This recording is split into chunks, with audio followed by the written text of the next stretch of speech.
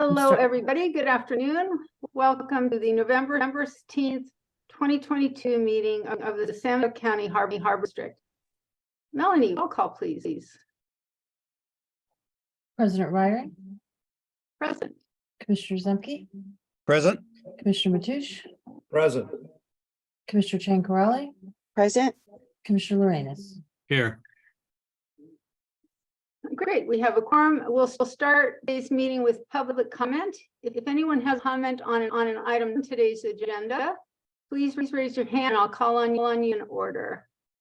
Let's see if I can look at participants here. I don't see any hands raised. Anybody see any hands raised? No hands raised. Okay. Then we're going to move on to the consent calendar.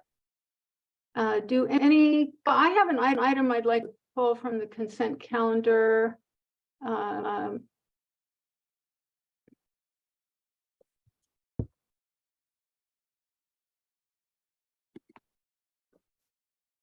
Nancy, I'd like to pull Item number 9.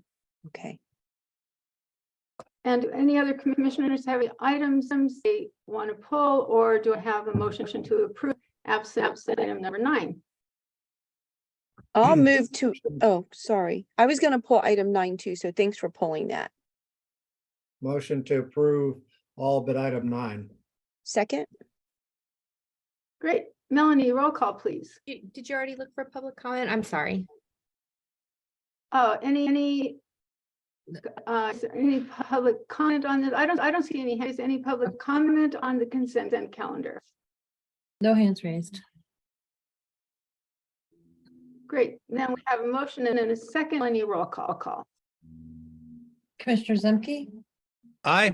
Commissioner Matoush, Aye. Commissioner Chancarelli, Aye. Commissioner Lorenz, Yes. President Ryder. Aye. Great. We'll move on to the discussion item now.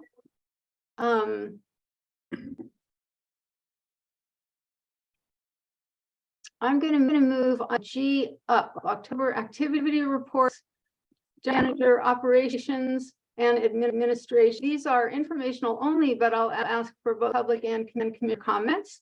Is there any public comment on item number G?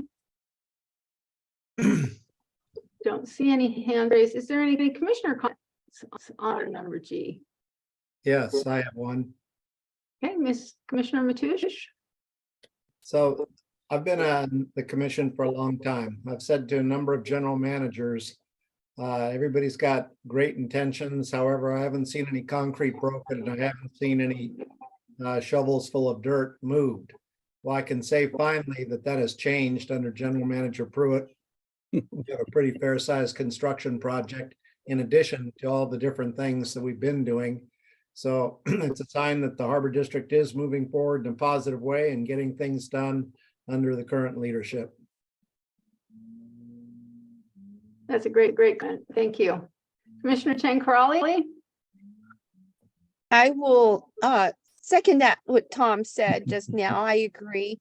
And I want to thank the staff for a lot of the great work that they've done, not just the actual work, but also in support of what the board and the general manager have kind of envisioned for the Harbor District, with obviously public input, which is always important. So thanks to the staff and to the general manager. Great comments. Any further comments? If not, we will move on now to item number 11. We have an update presentation on the Bricks Festival, and Jim, this is your item.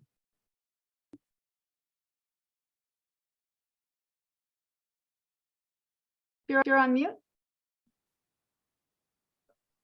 Construction in this building down below, so I stay on mute as much as possible. I'm going to introduce one of the co-founders and directors of the Mavericks Festival this year, Chris Collier, and he is going to make a presentation on the recent Mavericks Festival that took place at the harbor, which I believe was, from a harbor's perspective, it was a great success and got thousands of people to the harbor, and restaurants were full. And people are walking all over seeing what the harbor has to offer.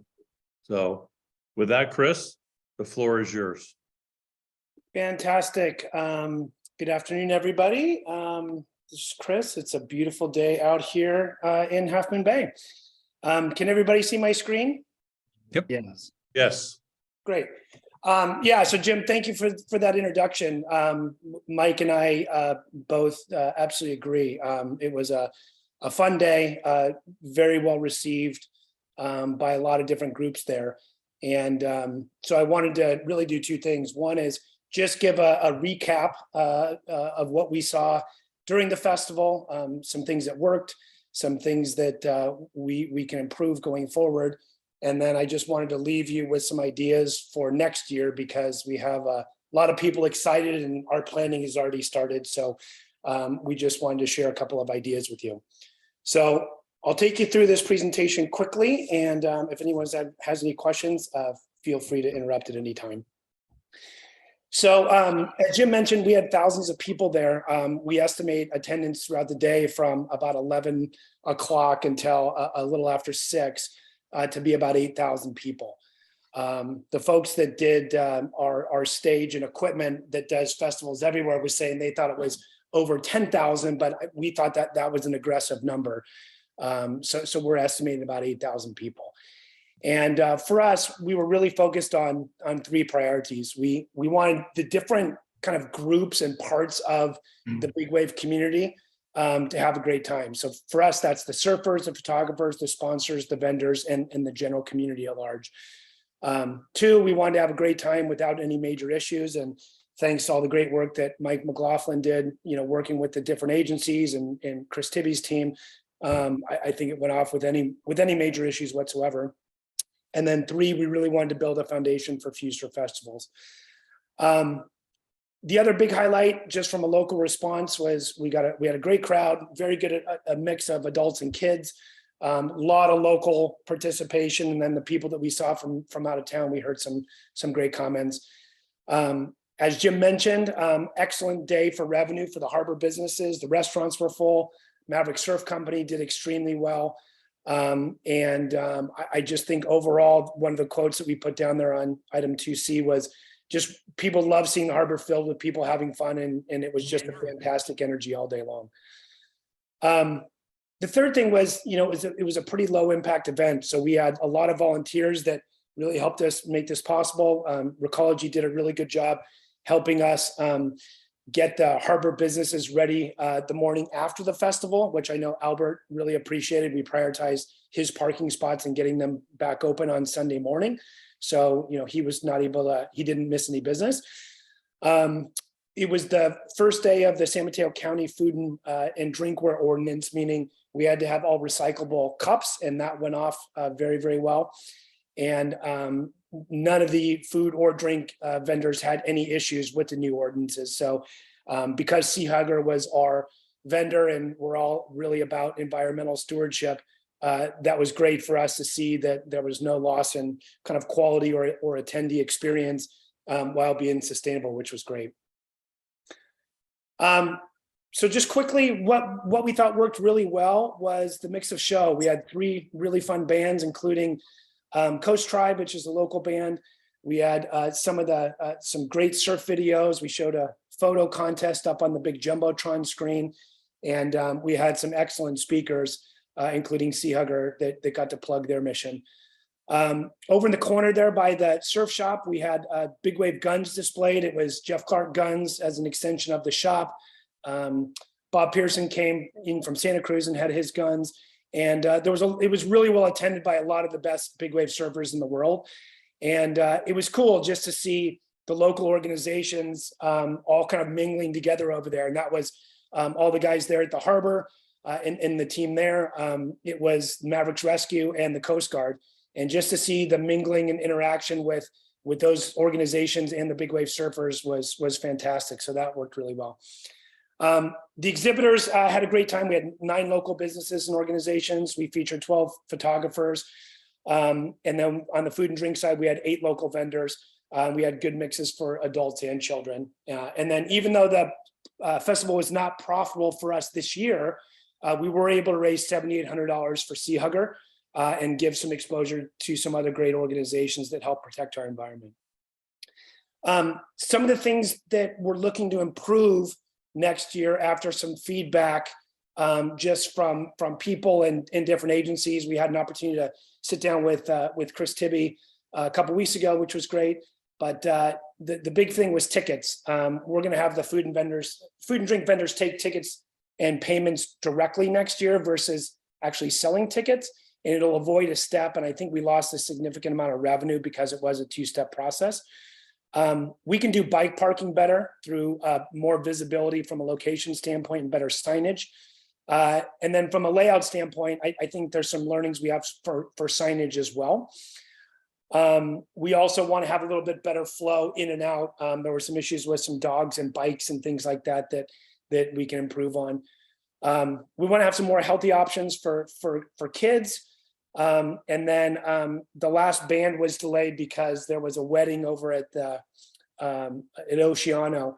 And so we had some quiet time, and I think we lost probably 500 or 600 attendees waiting for that band. So we wanted to be nice locally and be good neighbors, but I think getting in ahead of that would be great. And then, as I mentioned, from a financial standpoint, we lost about $30,000. However, we invested in the right things, which was having a good blend of local vendors and partners and regional and national partners. We invested in the stage, which put Mavericks at the right scale, in our opinion. And I think with some tweaking, we can have this be a profitable event and have the proceeds go to fund prize money for the Mavericks Awards. My last two slides here. For 2023, there's three things we want to focus on: logistics, layout, and additions. So next year, we'd like to suggest a 2-day event. It'll help us leverage our infrastructure costs and doing it on Saturday and Sunday. We would bring in 6 bands, which would be 3 each day. And we would look to close the parking lot from Friday at noon until Monday at 5. But just like we did this year, we would open up that parking lot and focus on Monday morning being open early. And the businesses that would be there for the 2 days would also greatly benefit based on the traffic being brought there. From a layout perspective, we'd like to do the same footprint. We'd like to get a little bit more space for parking and a couple other things just north of where the stage was, and some reserved areas, and then a little bit of space over where we had the bathrooms, be able to add some activation zones there just north of the harbor master office.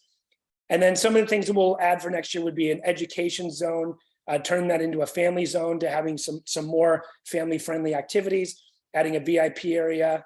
The athletes expressed opportunities and wanting to sign some autographs. We're going to spread out the bathrooms a little bit.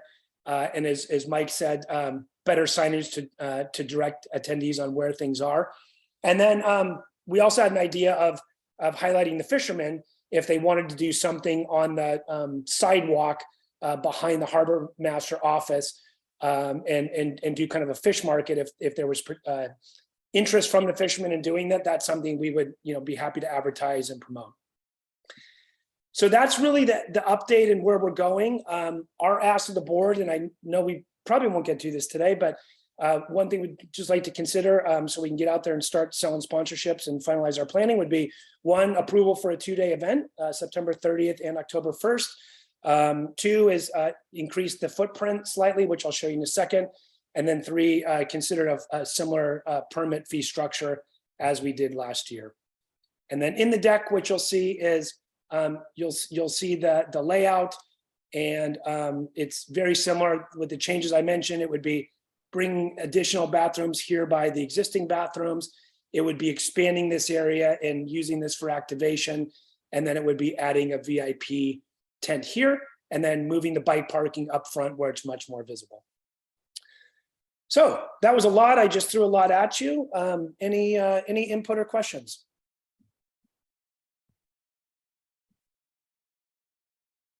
Commissioner comments on the presentation? I have a comment. Yeah, go ahead, Commissioner Crowley. So I attended this festival and thought it was fantastic. And there was a lot of great energy. The feedback was fantastic from, I saw a lot of friends there. So they all loved it. And even people who were not locals loved it as well. So congratulations, Chris, for a very successful inaugural event. I thought it was great. Mike McLaughlin, I think, is also here. And so I want to thank Mike. I think he did a lot of the logistical work, I guess. I don't know if there's another way of saying it, but he was there on the ground. So thank you.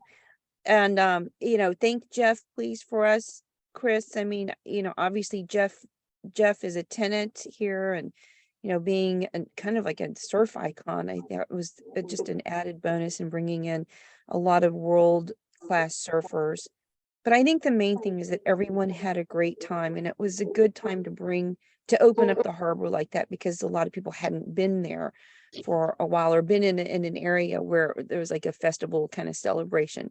So kudos to you and Chris and Jeff and Mike and everyone else who made this happen, and especially our staff. I know Chris Tibby, did a lot, and as well as our deputy harbor masters. And so thank you to everyone who made this a huge success for the first event. Agreed, and thank you for that, Virginia. Much appreciate that. And yes, Mike was amazing. The work that he did with the locals and the volunteers and the team there on the ground at the harbor was phenomenal. So I love that there was just great communication, and it worked really well. So thank you for the kind words. Any other comments from commissioners? Yeah, I was just curious, sounds like a great event, and I'm sorry I missed it. That when I hear the harbor was plugged with 8,000 people and parking and so on, what effect did that have on some of the businesses, for instance, like the charter boats and their customers? That's a great question. We got some feedback from fishermen, and Mike, I know Mike himself is a fisherman, has a boat there at the harbor. So I know he got some comments back from the fishermen. I didn't hear anything about charter boats, and it seemed that we were wedged in between kind of a season where there wasn't a ton going on from a fishing perspective. Mike or Chris Tibby, any comments you guys could add there? Yeah, I think, we were kind of wondering how the salmon season was going to run. Obviously, sport salmon was kind of slow, Tom. I think the commercial guys were actually out fishing that week and coming back in, but they were not affected per se. Talking to some of the dock sellers, they said it was average. They didn't say it was particularly busy or slow. The only thing people were really buying off the dock was rock crab. So I think that's why we took some feedback and thinking that maybe doing a more visible fish sale area might be something that is interesting, because we were kind of hoping some people might walk down to the docks. We have the Coast Guard boats down there. People did go down there. They didn't necessarily drive fish sales. Wasn't a bad thing, but we definitely want to be conscious of that next year as well, just in case. Great. Any other commissioner comments? If Yes. not, No, I had my hand up, Nancy. yeah, Chankrall, it's hard. I've got to scroll. Yeah, through. yeah, no, I know. So the one thing I did here, and I don't know if you want to add this in or at least consider it, Chris and Jeff and Mike. I don't think Jeff's here, but just something that I heard was that they were Fleet and Fish and Fleet has been there, and they actually promoted a lot of the local artists before. And, I don't know if that's something that you want to add in, so that people can, because, art is a big part of the coastside culture, right? And especially the local artists and vendors. And I think that was an attractive feature for Fish and Fleet. So just a suggestion, but, I love the artwork and supporting local small businesses, like cottage industry type of businesses. And I think that there is a network of local artists that you can tap into if you decide to go that way. So I think it's something to consider. I heard that kind of feedback, like, oh, I wish that there are some local artists here, because, people might want to start shopping for the holidays or whatever, right? So that's just something I heard, but it wasn't like a prevailing perspective. So it's just, just feedback to consider, but I don't think it's going to make or break the festival. Yeah, appreciate the feedback, Virginia.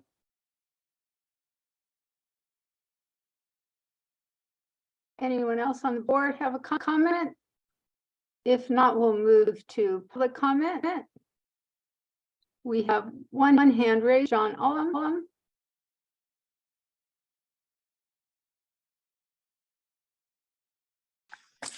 Thank you, President Waring.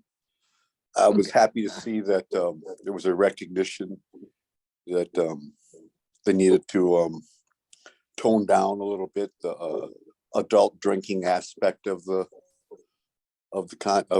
affair and provide a little bit more in the way of minor friendly refreshments and entertainment. So that's cool.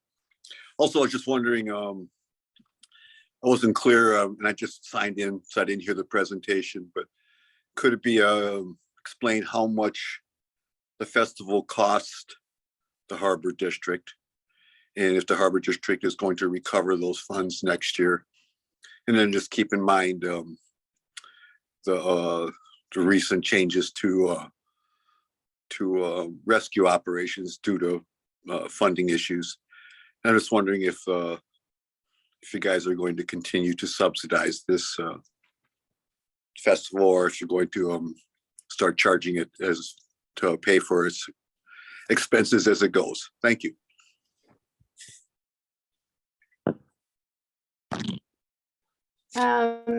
Any other public comment on this item?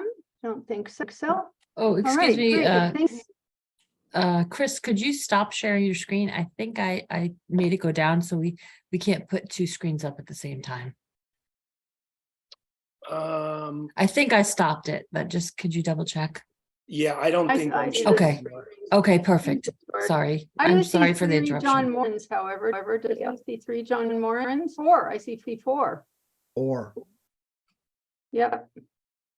California Consulting it shows up as John Moran. There's a woman who shows up as John Moran, and then there's a blank John Moran. And these are participants, not attendees. These are panelists. I'm guessing these people took John's link to sign in. Yeah, they weren't able to get on. So I had just sent them, the representatives from California Consulting, my link. Okay. All right, thanks. We've got John. Michelle and Steve Similian. Okay. Yes, All right. we're here. All right, thank you. Well, thank you very much, Chris, for that presentation. It was really informative. Really appreciate the work that all of you did on this. And I'm glad to hear it was such a great event. Looking forward to next year. We're going to move on now to the next item on the regular agenda, which is item number 12, California Consulting Grant Writing Services Contract Renewal. And John Moore, number 1, this is your item. All right, good afternoon, commissioners.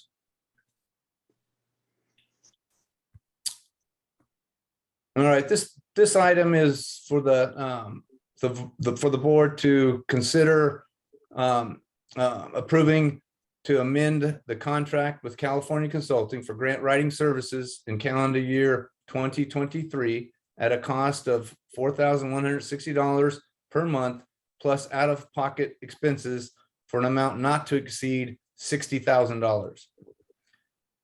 California Consulting is the largest grant writing firm in California and has been successful in writing thousands of grant applications, securing over $1.5 billion in funding for agencies throughout the state since their founding in 2004.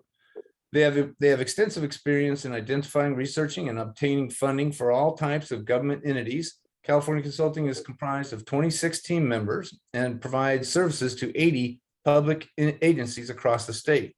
Since January 2020, California Consulting has been researching and applying for grant opportunities, assisting with post-award grant management, analyzing existing unfunded projects to determine the best strategies for funding, providing guidance for FEMA public assistance funding requests during the COVID pandemic, and serving as a liaison between the district and state and federal agencies.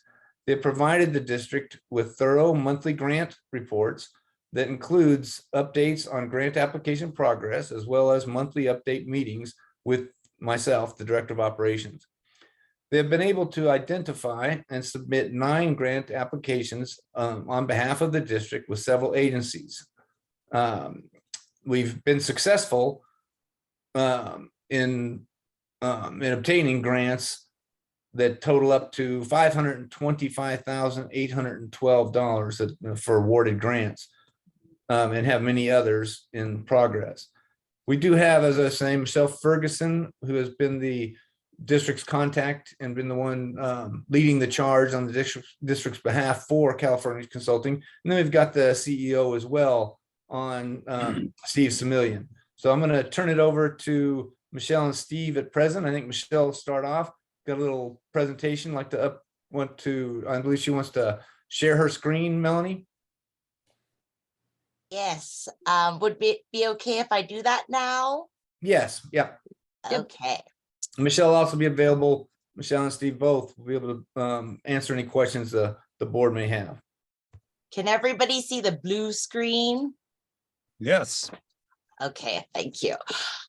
So yes, thank you so much for having us come here today to speak with you and tell you a little bit about what's been going on. Let me see here. Okay, so a lot of what John said, California Consulting, we've been around for a long time, since 2004, and we work with a variation, federal, state, and private foundation grants, securing over 1.5 billion for the municipalities, school districts, universities, and nonprofits we regularly collaborate with. Out of the multitude of tasks and duties and services that we provide, I think 4 really stand out and happen most frequently. The first is researching and developing proposals designed to champion partnering entities like San Mateo County Harbor District.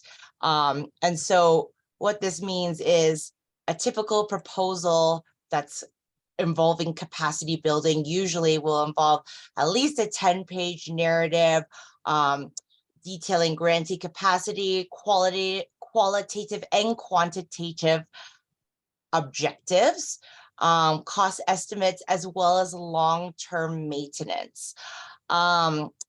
Also analyzing existing unfunded projects where there's still a need to best determine which grant writing strategies or practices are conducive to success. Taking the most scalable course of action that's not only informed by the current funding landscape as it's prone to changes, but ultimately place a greater emphasis on advancing capacity building and community engagement. Third of all, managing and overseeing post-award grant requirements through maintained interaction. An example of that is with the grant we received from California Coastal Conservancy. So it's not just where you receive the award and then you write a thank you note or something like that. It's a lot more intensive. Usually it requires close coordination with all partners involved. So Minerva for construction, Cuesta for engineering, and this really helps to guarantee that we submit all progress reports, receipts, surveys in a timely fashion, and that all deliverables listed in the work program have been achieved and submitted for clarification, because that means they're likely to give again after the grant period is over. Let me move on to, okay. And then here, fourth, functioning as lead liaison between San Mateo County Harbor District and state federal agencies with outgoing documentation or related reports undergoing our extensive content review and editing process prior to being distributed to any external audience. Here are some grants we wanted to mention. As you heard in the last slide, California Coastal Conservancy. This amount was for $202,802. And the purpose of this is to help build a public restroom, including an outdoor shower area and other public amenities for use nearby Surfers Beach along the California Coastal Trail. And so this is in coordination with the city of Half Moon Bay and the RV park operator, and it will make it possible to construct a four-stall public restroom structure, parking spaces, landscaping, EV charging stations, and so on. And really the overarching purpose is to make the trail something that's a greater experience for pedestrians, bicyclists, beachgoers, by improving day use parking area, such as making it ADA accessible or van accessible, and providing those electric vehicle charging stations. The second one from Metropolitan Transportation Commission is for $298,000. This was these funds will go towards expanding public coastal access, and the same sort of similar thing where it's funding improvements and modifications made to the day use parking area. So that includes implementation of a public restroom structure to allow for new facilities, ADA parking spaces, and so forth. And then the third one was for $15,000 with Peninsula Clean Energy. And this made it possible to install 3 electric vehicle charging ports inside the parking lot for anyone visiting Pillar Point Harbor. And this was something that was purchased by San Mateo County Harbor District and then installed by a Trade Alley certified EVCS contractor. So moving on. Here are some grants we applied for in 2022. Sometimes it's possible that we won't hear back for 6 months to a year, but usually after a year has passed, it means the awarding was not made, and you didn't get it this year. So we're still waiting back to hear from these places. One recently submitted just last month was for the Spill Prevention and Environmental Enhancement Fund. And this was for Surfers Beach to help support the restoration project, not only restoring the sandy beach habitat and dune resiliency, but helping Chris Tibbe and Brad to manage eelgrass mitigation work. And this has really been important because, as I'm sure you all know, there have been significantly accelerated coastal erosion rates. So anything we can do to mitigate that is something that's highly desirable. The second is the Boating Infrastructure Grant, otherwise known as BIG, from California Division of Boating and Waterways. This was an ask for $1.5 million. And when we submitted it, it was to ensure that facilities provided at Johnson Pier are able to accommodate larger vessels up to at least 65 feet in length, which will mean a higher volume of vessels that are visiting.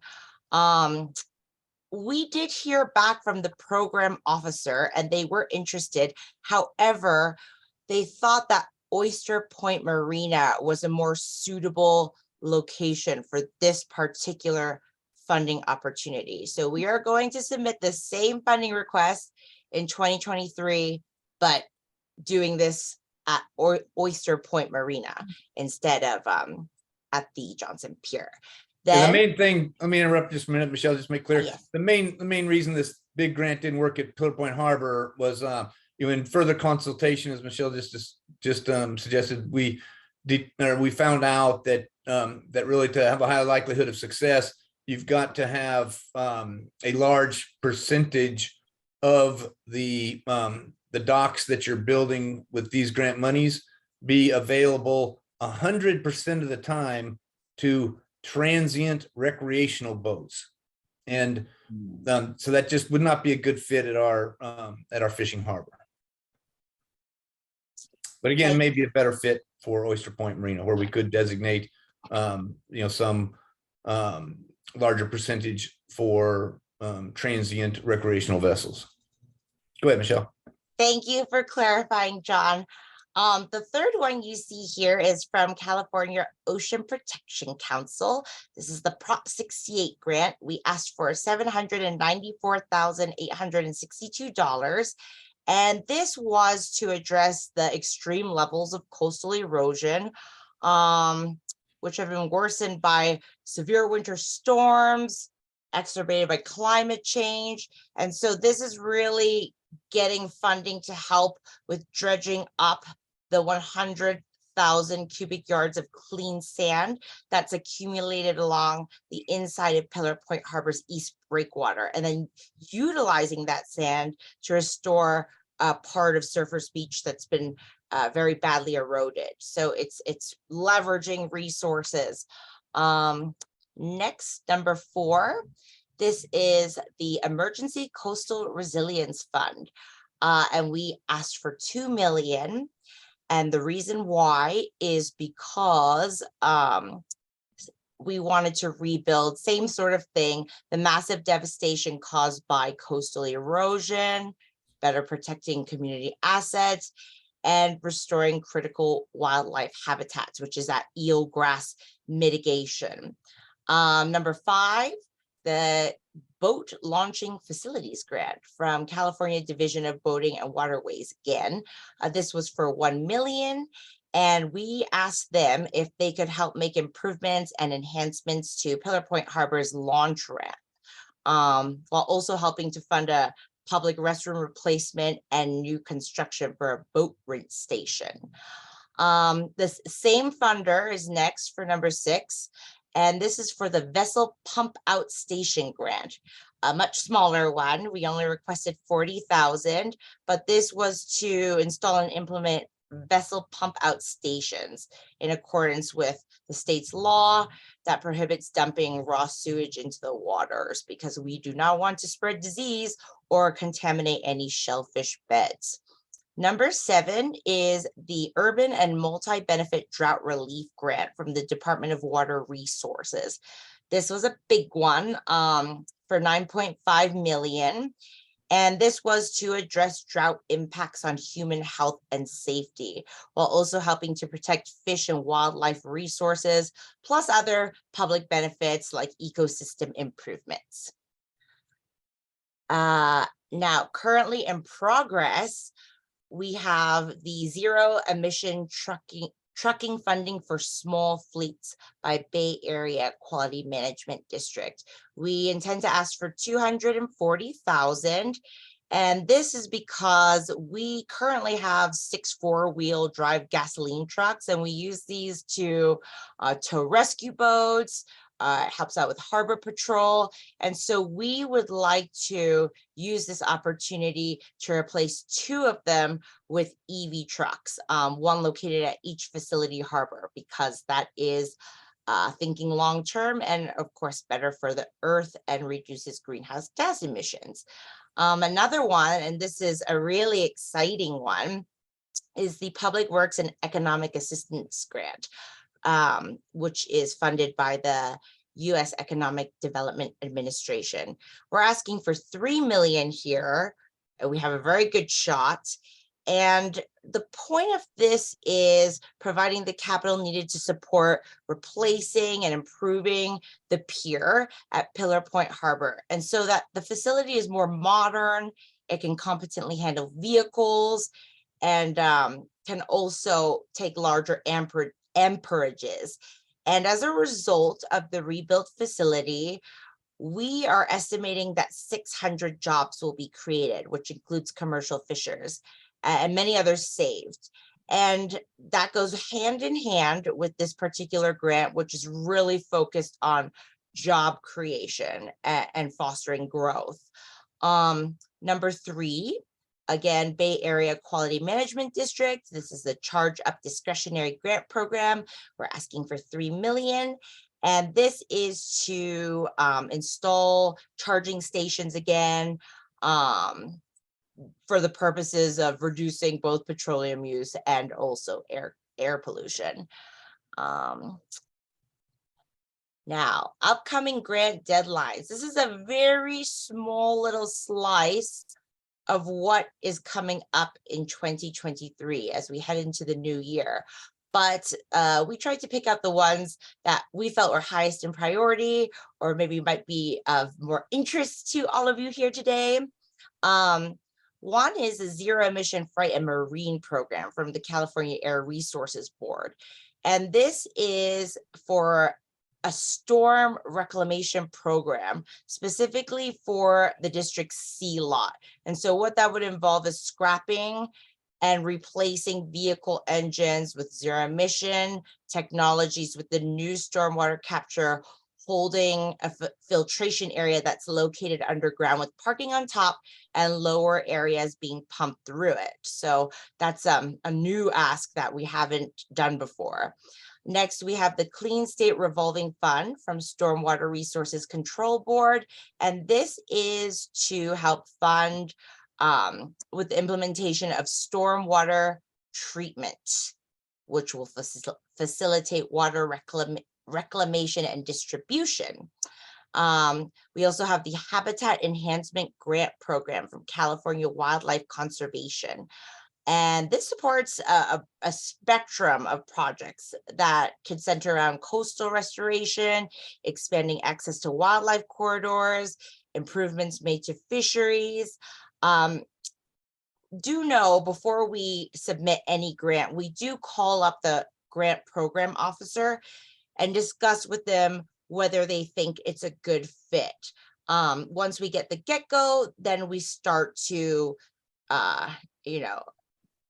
complete the application, because we want to make sure we are not wasting anyone's time, as time is precious, and these applications are quite extensive. A few other funding opportunities. We have DOT's Port Infrastructure Development Grant Program, and this is to improve the safety, efficiency, reliability of the movement of goods into, out of, around, and within port. The Jackie Spear Fund, for anyone who maybe doesn't know, she is a congresswoman who started this fund, and it is to advance infrastructure, create jobs, and support the economy. So very similar to the EDA funding opportunity that's concentrated on fostering job growth and engaging the community more than we have in previous years.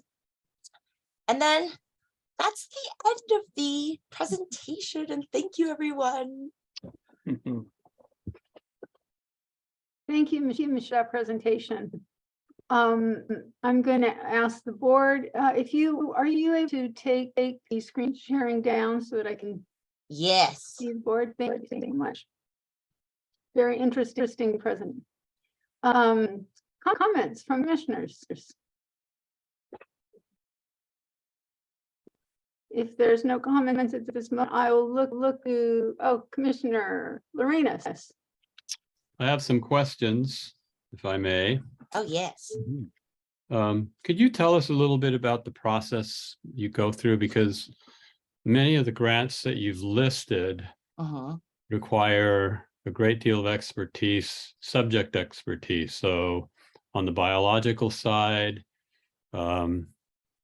I imagine there's questions on habitat restoration and biology. And so where do you get your information from that? Do you work with our consultants? And if you work with our consultants, is the funding come from us or from your organization?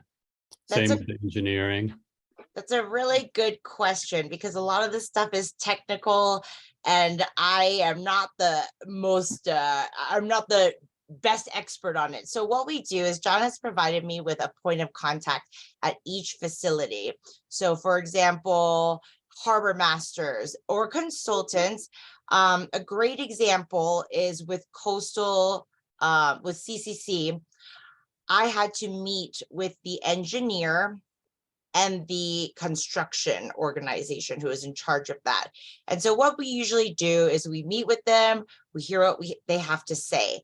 And then we take all that in and create a first draft. And then we have both entities look at it and we tell them, don't be shy. Like make as many edits and feedback and suggestions as you like, because that's just going to make it a better, more informed proposal. Like you'll not hurt my feelings by using the red pen. And so that feedback is so precious, and we don't reject any of it. We include it all. And then by the second time they receive the second draft, then John and the different people that I was talking about who are more knowledgeable on these particular subjects, they should start to feel, okay, we are getting close to the final and this is looking good and what we want to submit. Sometimes if it's a really, like a book of a grant, it could be 3 drafts. But we make sure when we submit something, we want it to be every box ticked. We want to make sure it is the best it can be. And then we wait and hear back. And when we do hear back, and if we're awarded the monies, then John signs everything. And then it's usually a very long-term reporting requirements that you really have to keep on top of. It's very bad form to like not follow up with those reporting requirements, because then they will probably like never fund you again. So that's crucial. Steve, do you have anything to add to the process? I think you said it well, Michelle. It's a collaborative effort. Anyone who's done grant writing, realizes how collaborative in nature it is. It's not done in a vacuum. One person, it doesn't matter if they're an engineer or a, biology or oceanography professor, they don't have all the answers. It's collaborative.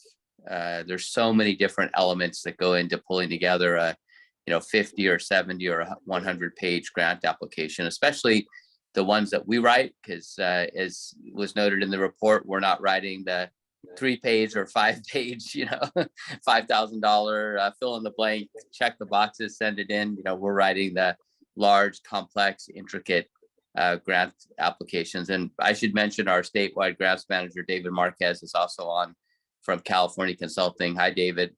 And David can certainly attest to that as well. So yeah, definitely an intricate process with a lot of stakeholders, a lot of collaboration, and we really appreciate John.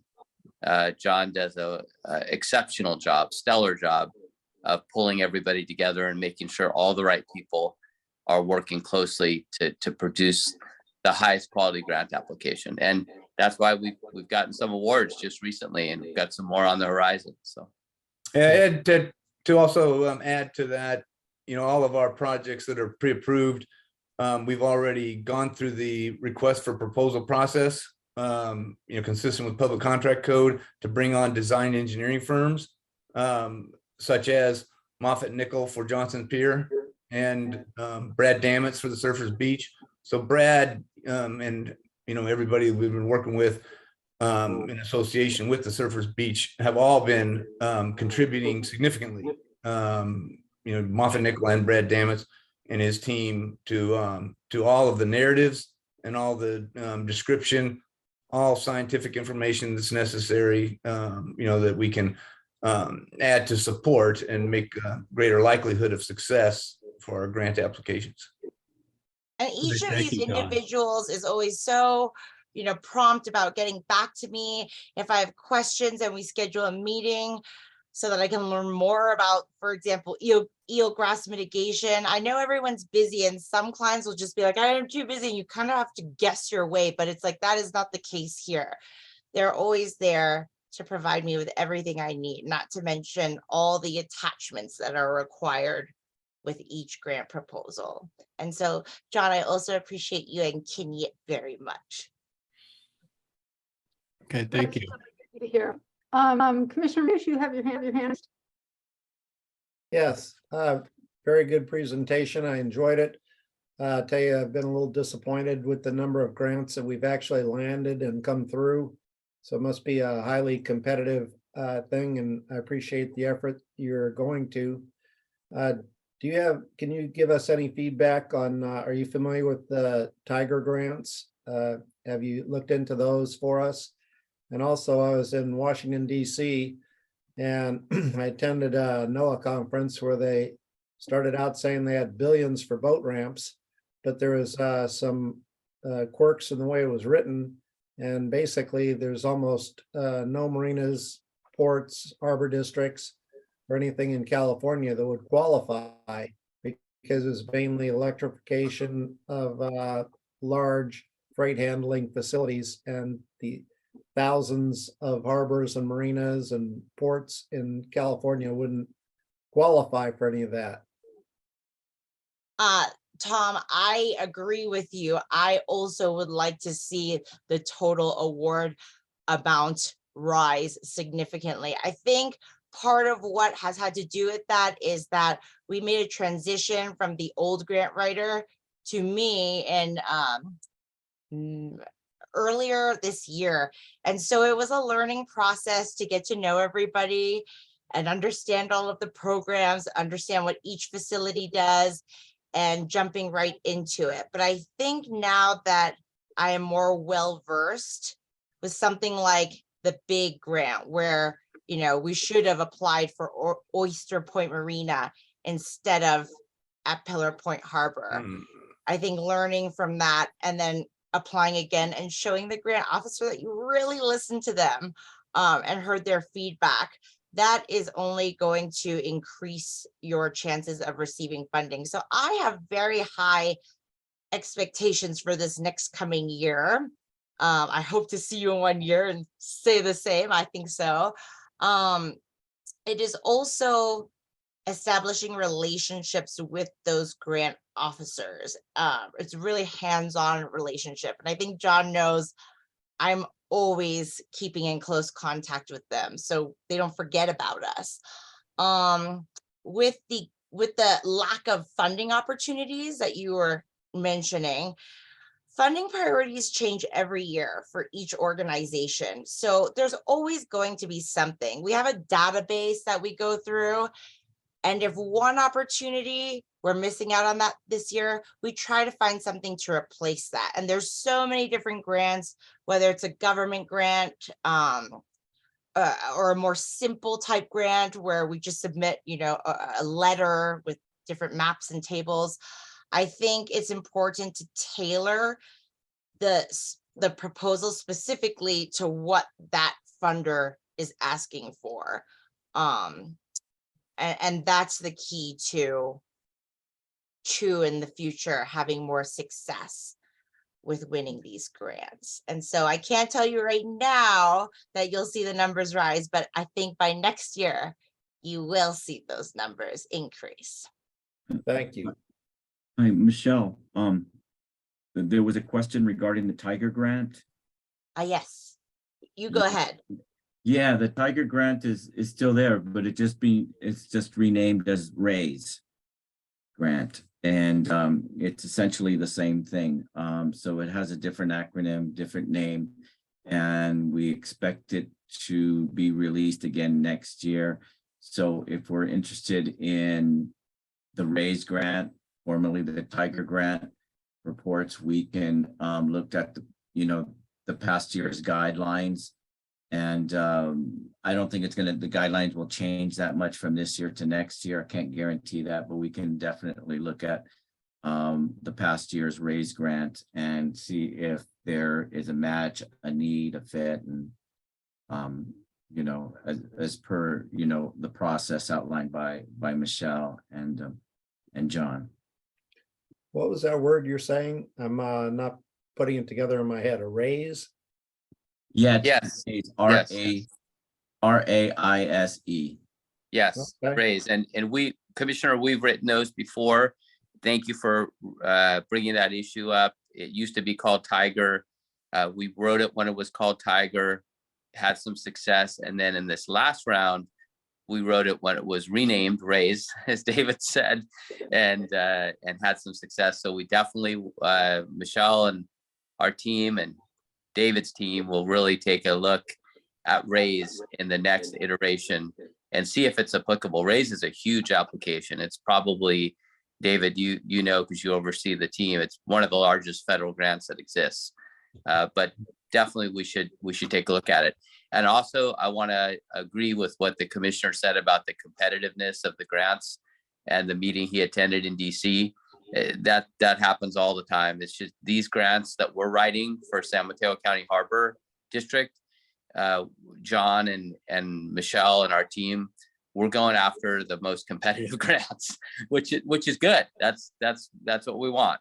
We want to, compete at a high level, and as you saw on the list, go after $2 million and $3 million grants. We're not writing the the simple, easy, low hanging fruit. These are grants at the federal level where, as the saying goes in the grant writing world, it's like baseball. If you have a 300 batting average, you're getting 1 out of 3, you're in the Hall of Fame. You're an all-star. That's how grants are. Usually grants are 20% awarded, 18, 17, 20% of grant applications are awarded, which obviously means 80% are not, funded. So if they receive 100 applications, they're funding 18, 19, 20 out of the 100. Sometimes less. David can tell you, sometimes it's 10%. We apply for some competitive stuff, but we're happy that we just landed that one in May, which was also another competitive one. So hopefully we're going to see more awards here in the next year, like Michelle alluded to. It's also very encouraging when the grant program officer contacts you and wants to talk more about it, because it shows that there's interest there, there's potential. And I think what we heard with our meeting with them is they said, make sure you're really getting in the details, measurements, numbers, because they said the writing was very beautiful, describing the coastal trail, and that is such a beautiful part of the country. But really, they want maps, diagrams, less of a narrative that's flowery and more of like detail oriented, the who, what, where, why, when, how. And so I think when we do resubmit and we really listen to that, it is the program officer is very pleased. And so that is what we will try to do. Right, great, thanks. Thanks for those questions, Commissioner Hughes. Commissioner Lewis, you still have your hand up? Is that an artifact? Well, thank you for your questions, Tom. They're good ones. There, artifact. Okay, great. Then I'll move on to questions from public. You have your hand up.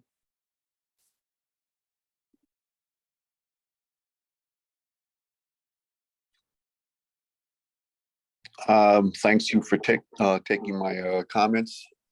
I would have to say after this presentation that I now understand why Commissioner Matoush was questioning why we were spending $5,000 a month on this organization. It sounds like, to start with, that a lot of effort was put into obtaining a grant for Pillar Point that they aren't going to fund. But instead, they should have been applying for the same grant for Oyster Point. So that seems like a year lost. I'm looking at the grants that are in progress and that are awarded, and I'm really not seeing much for Johnson Pier. And as you know, Johnson Pier has tens of millions of dollars of infrastructure that is at end of life, as does Pillar Point in general. Well, Johnson Pier is what we're going to ask with EDA's Public Works and Economic Assistance Grant. So that's a huge one. That's where they fund $3 million, and that's the one that's involved with creating. Michelle, we can't respond during their time. Please give John Ullum some more time there, Melanie. Sorry about that, Mr. Ullum. No worries. Michelle, I wish that we had more consultants like you who are willing to, just respond. But I would say that the $3 million that you're shooting for is not even close to the 14 million that was projected to be needed, and is probably considerably more now. Last, just wanted to point out that none of this, we would not be needing the Grant Ferry. You would not be in such dire circumstances and so dependent on granting for your operations, if not for the fact you're subsidizing operations out at South San Francisco. You really need to analyze how you're doing things and get your affairs in order.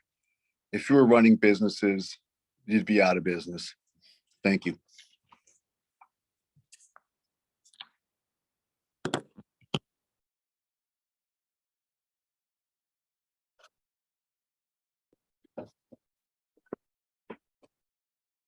Any other commissioner comments on this item?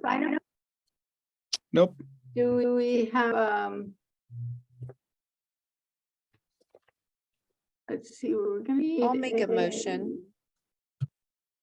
I'll make a motion, President Reiring, Great. to approve the amendment to the contract with California Consulting for grant writing services in calendar year 2023 at a cost of $4,160 per month plus out-of-pocket expenses for an amount not to exceed $60,000.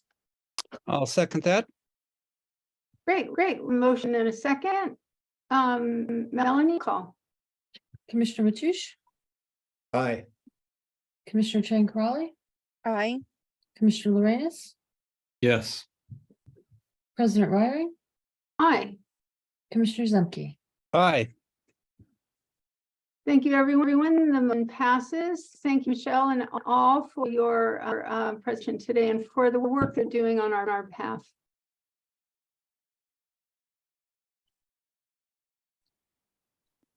Thank you, commissioners. Much appreciated. Look forward to the upcoming year. Great. We're going to move on now to item number 13, shift change at Pillar Point Harbor. Mr. Pruitt, this item again. Good afternoon. Over the past several months, the district and OA3 operating engineers, Local 3, have been discussing a request by the union to go to a 12-hour shift at Pillar Point Harbor. The current shift length is 10 hours based on three separate shifts each day. In the past, using the 10-hour shift length as a basis, the deputy harbor masters would fill out the schedule and ensure at least 2 deputy harbor masters were on duty at all times. To accomplish this, the district was using an excessive amount of overtime. The deputy harbor masters were standing in excessive shift lengths in excess of 10 hours a day. With the recent efforts to control excessive overtime, the district has significantly reduced overtime being used and resulting in some shifts now being covered by 1 deputy harbor master. This is not the best situation as it relates to officer safety and safety of the harbor. The district staff is highly supportive of the union's requests. The change in shift length would eliminate the need for a 3rd shift. Thus, the existing 14 deputy harbor masters will only be required to fill 2 shifts per day, increasing their availability to provide an increased level of service to the public, to include limited search and rescue and maritime assists. The 12-hour shift length will result in a schedule in which 1 week will consist of 3 12-hour shifts, totaling 36 hours, and the second week would be 3 12-hour shifts with 1 8-hour shift, totaling 44 hours for a pay period of 80 hours. The Fair Labor Standards Act provides that any hours worked in excess of 40 hours in an employee's work week is considered overtime. To comply with the act, each deputy harbor master will receive a minimum of 4 hours overtime per pay period, or 52 hours of overtime total for each pay period. Those equal $3,414 per pay period, or $88,772 annually. The recommendation of staff that the board approve the motion, which states approve resolution number 2225 and authorize the general manager to sign the attached side letter agreement that amends the memorandum of understanding between the San Mateo County Harbor District and the operating engineers, Local 3, changing the regular shift length to 12 hours at Pillar Point Harbor. So a normal 12-hour shift, they will not be getting, there's no overtime involved with that. And the union did come forward and say they don't want any overtime with this 12-hour shift, but by law, we cannot do that if they work more than 40 hours in a week, and they will. So we will be paying that overtime. But the benefit back to the district of the 12-hour shift means more deputy harbor masters per shift, because we are able to spread them out, increase services to the public, limited search and rescue, and more patrols and attention at the harbor, and ensuring that every shift is staffed with at least 2 deputy harbor masters. Standing by for any questions you may have. Thank you, Jim. Jim, what's the PO situation with harbor masters? The questions, I don't understand the question. How many hours of PTO does a harbor master get per month? Different depending on the length of service they have. It's all defined in the MOU. So starting out, it would be like how much? Julie, help me out. I think it's 11 hours per pay period. No, 7 hours per pay period for new employee. I'll have to look it up. I think it's more like 4, and then 3 for extended illness bank. But I can look it up real quick. Okay, and that's pay period, so that's every 2 weeks? That Mhm. pay Right. period, yeah.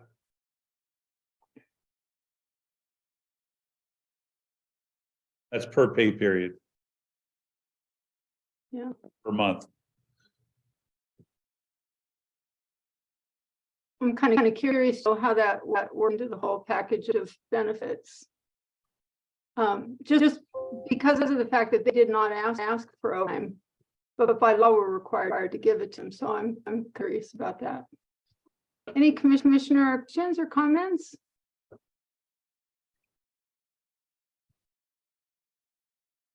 No? I don't see any hands up. We'll move to public comment. John Owen.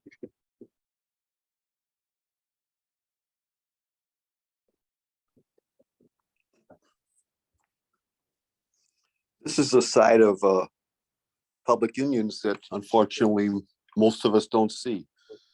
I really appreciate and impressed by the effort that the union is making to help the Harbor District address the financial situation and mismanagement that it's and the problems that has caused is now occurring.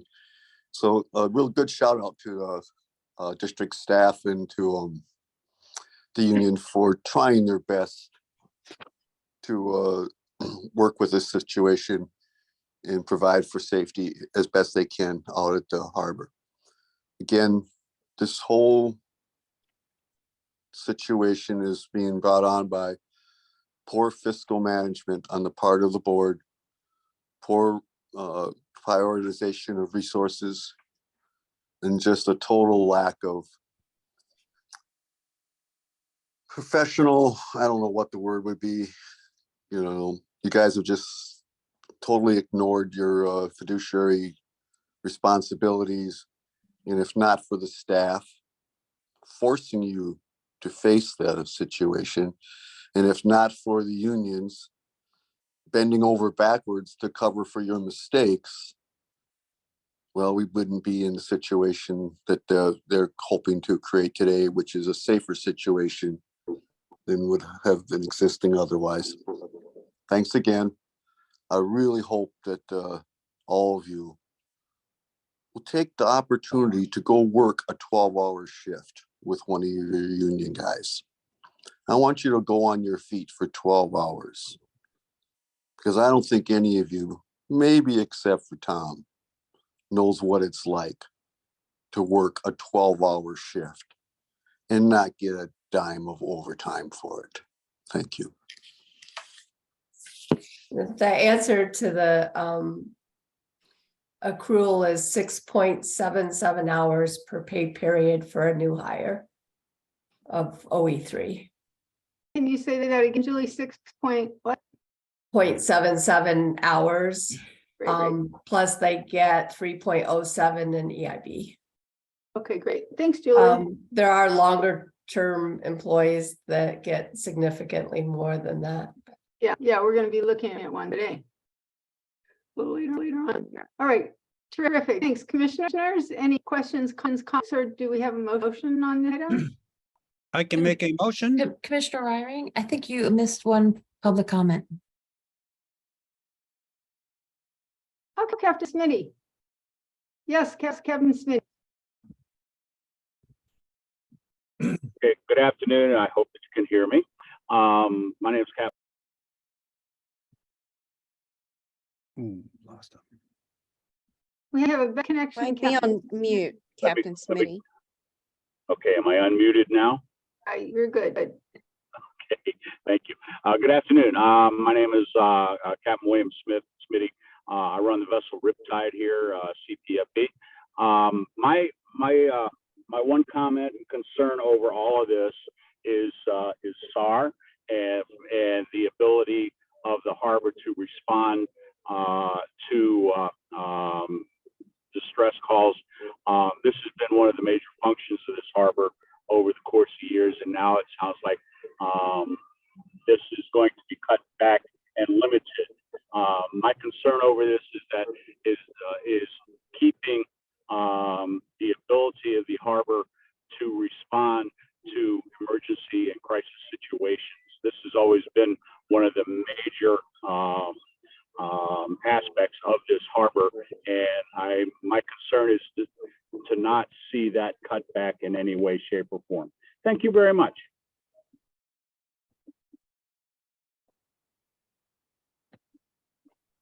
Thank you. I don't see their hands raised. So I think Commissioner Zemke, you're about to make a motion, right? I was, yes. Great. I move that we approve resolution number 22-26, authorizing the general manager to sign a side letter agreement that amends the memorandum of understanding between the San Mateo County Harbor District and the operating engineers Local 3, changing the regular shift length to 12 hours at Pillar Point Harbor. I'll second that. Commissioner Changley seconded it. If there aren't any other comments, Melanie, roll call, please. Commissioner Chang Crawley, Aye. Commissioner Lorenz, Yes. President Ryring, Aye. Commissioner Zemke, Aye. Commissioner Matoush. Aye. Great. This motion carries, and thank you, Jim, for all of your work on this, and Julie, you too. I know that this has been at least a year-long challenge of following up on the recognition of our shortfalls and trying to remedy them. So thank you very much. Moving on to the next item on the agenda is item number 14, RV Park Restroom and Green Space Project. Mr. John Moore on this item, and I believe there's a presentation. Yes, good afternoon again, commissioners. This item is a motion to approve a change order to amend the ongoing Pillar Point Harbor RV Park Restroom and Green Space Project Design, Engineering, Permitting, Construction Support, Professional Services Agreement with Cuesta Engineering Corporation for an additional amount of $332,000 with an additional $120,750 contingency to provide additional necessary design, engineering, permitting, grant compliance, and construction support, and authorize the general manager to issue additional change orders up to the contingency amount and approve an increase in capital expenditure appropriations of $452,750 to be funded by available working capital. The Questa team won the request for proposal bid to work for the district on the design, engineering, construction support for the Pillar Point Harbor RV Park restroom and green space project. There was significant public involvement in the planning for this project, which included significant input and design changes required by California Coastal Commission and City of Half Moon Bay, who has the LCP with the California Coastal Commission.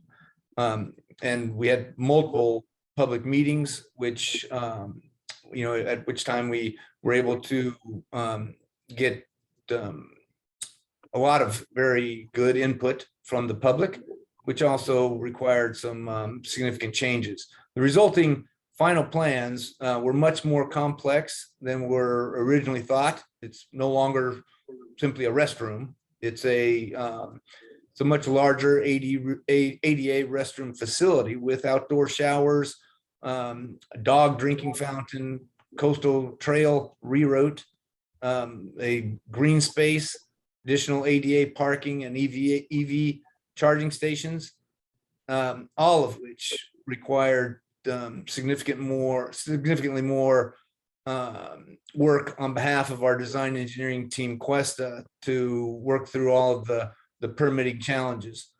The district was also able to obtain, as we discussed earlier with California Consulting's assistance, $500,000 in grant assistance from three different grantors, all of which required substantial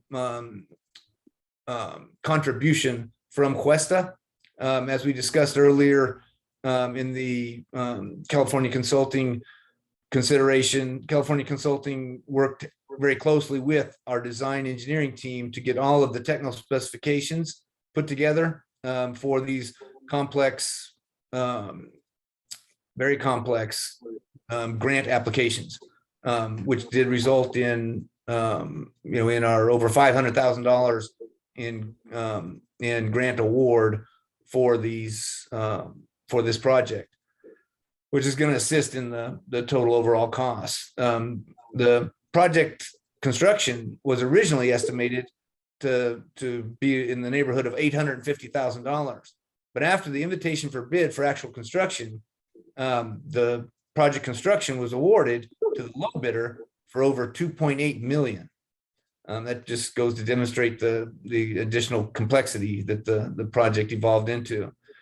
As a result of the greater complexity and significant challenges working with the RV park owner and utility companies, etc., Questa had overruns, prematurely expending the $225,000 originally approved.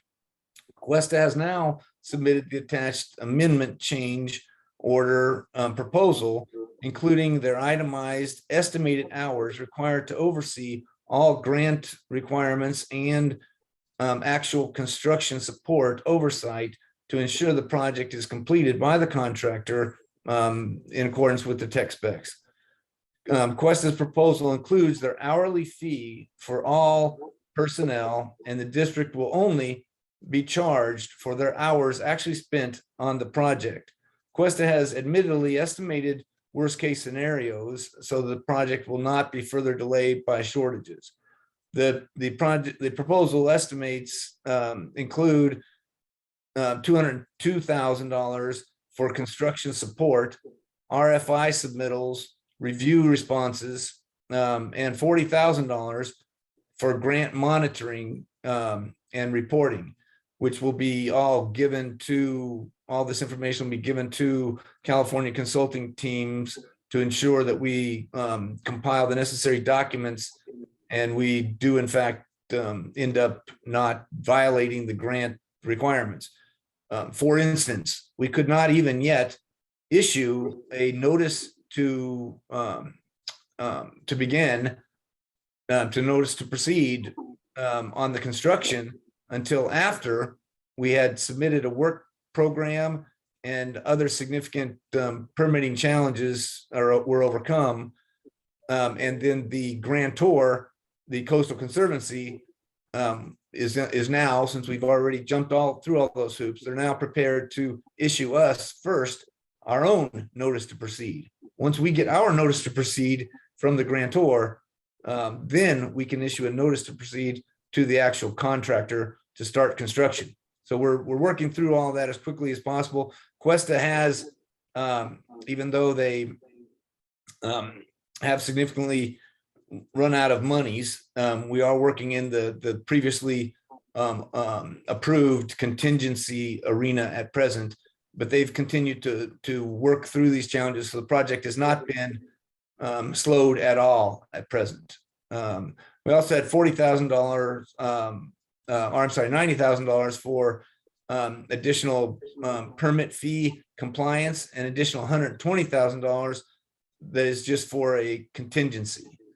And this also includes a $50,000. I don't think I mentioned it. I know it includes also, if you look at the actual proposal, it includes, I think it's $40,000 that is just simply permit fees that they have already paid for on behalf of the district. That was unanticipated and were not originally included in our in the request for proposal that I prepared. That Cuesta did bid in accordance with. So the district will be provided receipts for all expenses actually incurred, and will be provided detailed hourly tabulations for Cuesta staff time ultimately used. Further detail is provided in the attached documents and the not to exceed estimate proposal. So instead of them, like it's most common, where they estimate an amount for services to be rendered, they're actually now estimating a maximum amount, which we're asking the board to consider today, but we will only be charged what they actually provide us detailed receipts for, and their actual hours that their team members work at the different rates that I also requested they include in the proposal, the hourly rates for each of the team members. So with that, I'm happy to answer any more questions. The staff does recommend the board approve the aforementioned motion. Thank you, John. I just have a question. I did read through this document, and I understand the permitting fees, the unanticipated, but the heading is also scope. And what really changed in terms of scope on this since it was approved? Yeah, originally, like I say, there was we worked closely with the city of Half Moon Bay, and the city of Half Moon Bay is the one that sent us the non-compliance letter, where we did not have a CDP, even though the project was approved by the city of Half Moon Bay's planning department decades ago, and the RV park was actually already been in business for decades. They sent us a non-compliance letter and a lengthy edict saying that determining what all we had to do in order to meet their requirements in order for them to issue us the CDP on behalf of the California Coastal Commission. And originally, it was just a restroom that they anticipated a total cost, the construction costs and design engineering being just $850,000, which obviously, as I said earlier, was nowhere near where we ended up being, with over $2 million just for construction. Plus, I see. So it was really with scope with regard to that permitting process. Yeah, instead of just a simple restroom, if you will, a prefab building restroom, we're ending up with a much nicer facility that the public desired, and I believe it's going to meet all the the public's expectations.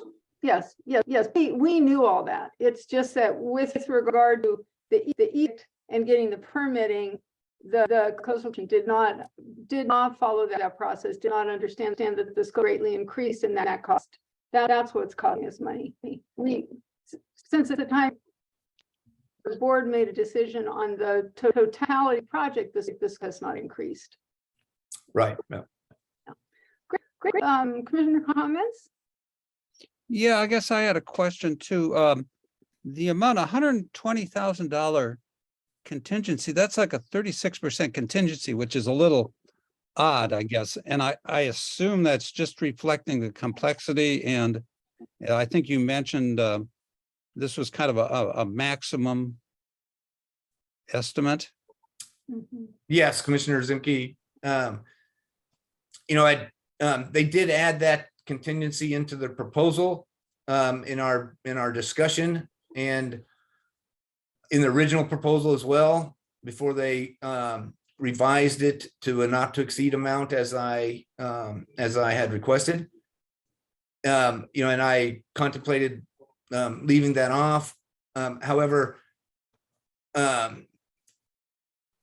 this project is very fluid. That it seems we are continuing to run into significant challenges.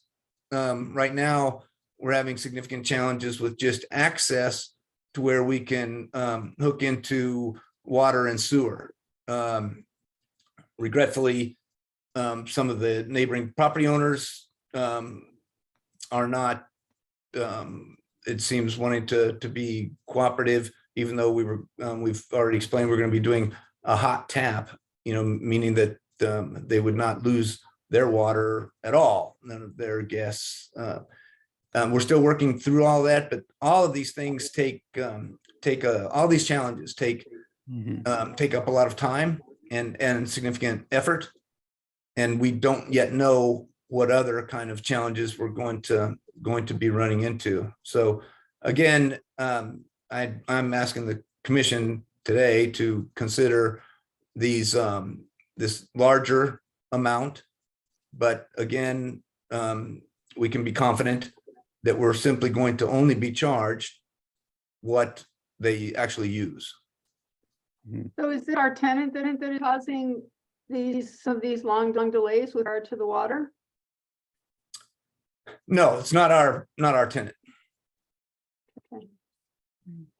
Well, thank you, John. I guess this just illustrates how difficult it is to manage a project like this that increases in complexity as you move along. So I guess I just rely on the staff to try and monitor what's happening as best they can. Yeah. Yes, sir, we will do so. Okay. I'll come back to Commissioner comments. I see a member of the public has his hand raised. John Olin.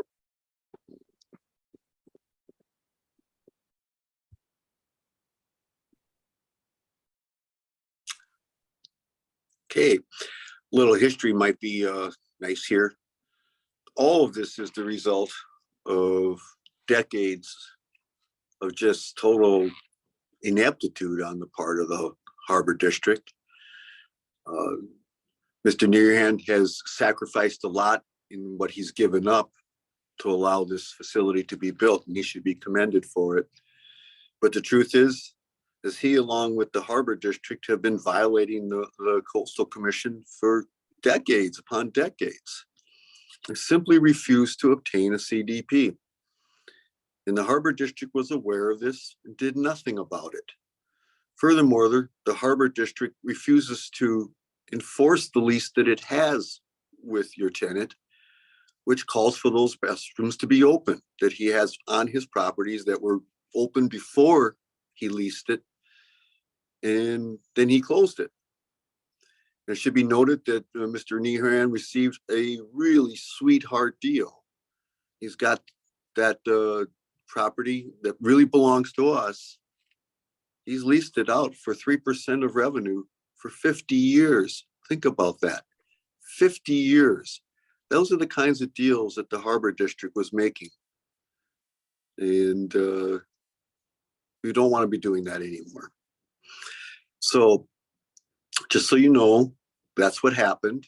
It's important that these lessons be internalized and that you all realize that the Harbor Commission and the Harbor District itself has played a huge role in this expensive now fix. And that if people had done their jobs right a long time ago, this expense would not be foisted upon the public in any fashion. But unfortunately, people did not.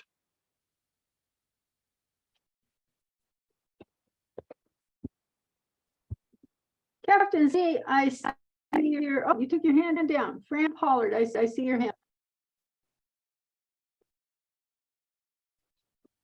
Hi, I'm Fran Pollard in El Granada, and I've been watching this and waiting for this to happen for decades, like John just said. And I'm the last one that wants to see it delayed, but I'm asking if you haven't changed the plan, if it's still the big playground plaza that was designed and 8 handicap parking spaces instead of surfer parking, then I'm requesting you delay all this. Don't spend any more money on it until the public, I don't know what public meetings you've had. You keep saying that, but I haven't seen any public meetings. Granada is most affected by this. Parking is the most needed element in everything we do on the coast. As you just said, 8,000 people came to the Mavericks thing. I can't even believe that. And so can you imagine that there's not enough parking? Why you did away with surfer parking and put in handicap? I've asked that before. I've spoken at your meetings before. I asked, why is there 8? What's the need for 8 handicap parking? I don't see that. And no one ever answered it. And I'm wondering why you eliminated so much surfer parking. There's only 10 parking spaces and 2 of them are EV cars. So it's less than half the existing parking now. You need more parking, not less. And so I'm asked the Mid-Coast Community Council, which handles all the coast side, to have a presentation for somebody from the Harbor District come and present the plan so that the coast side can participate. I don't think anyone here has seen it.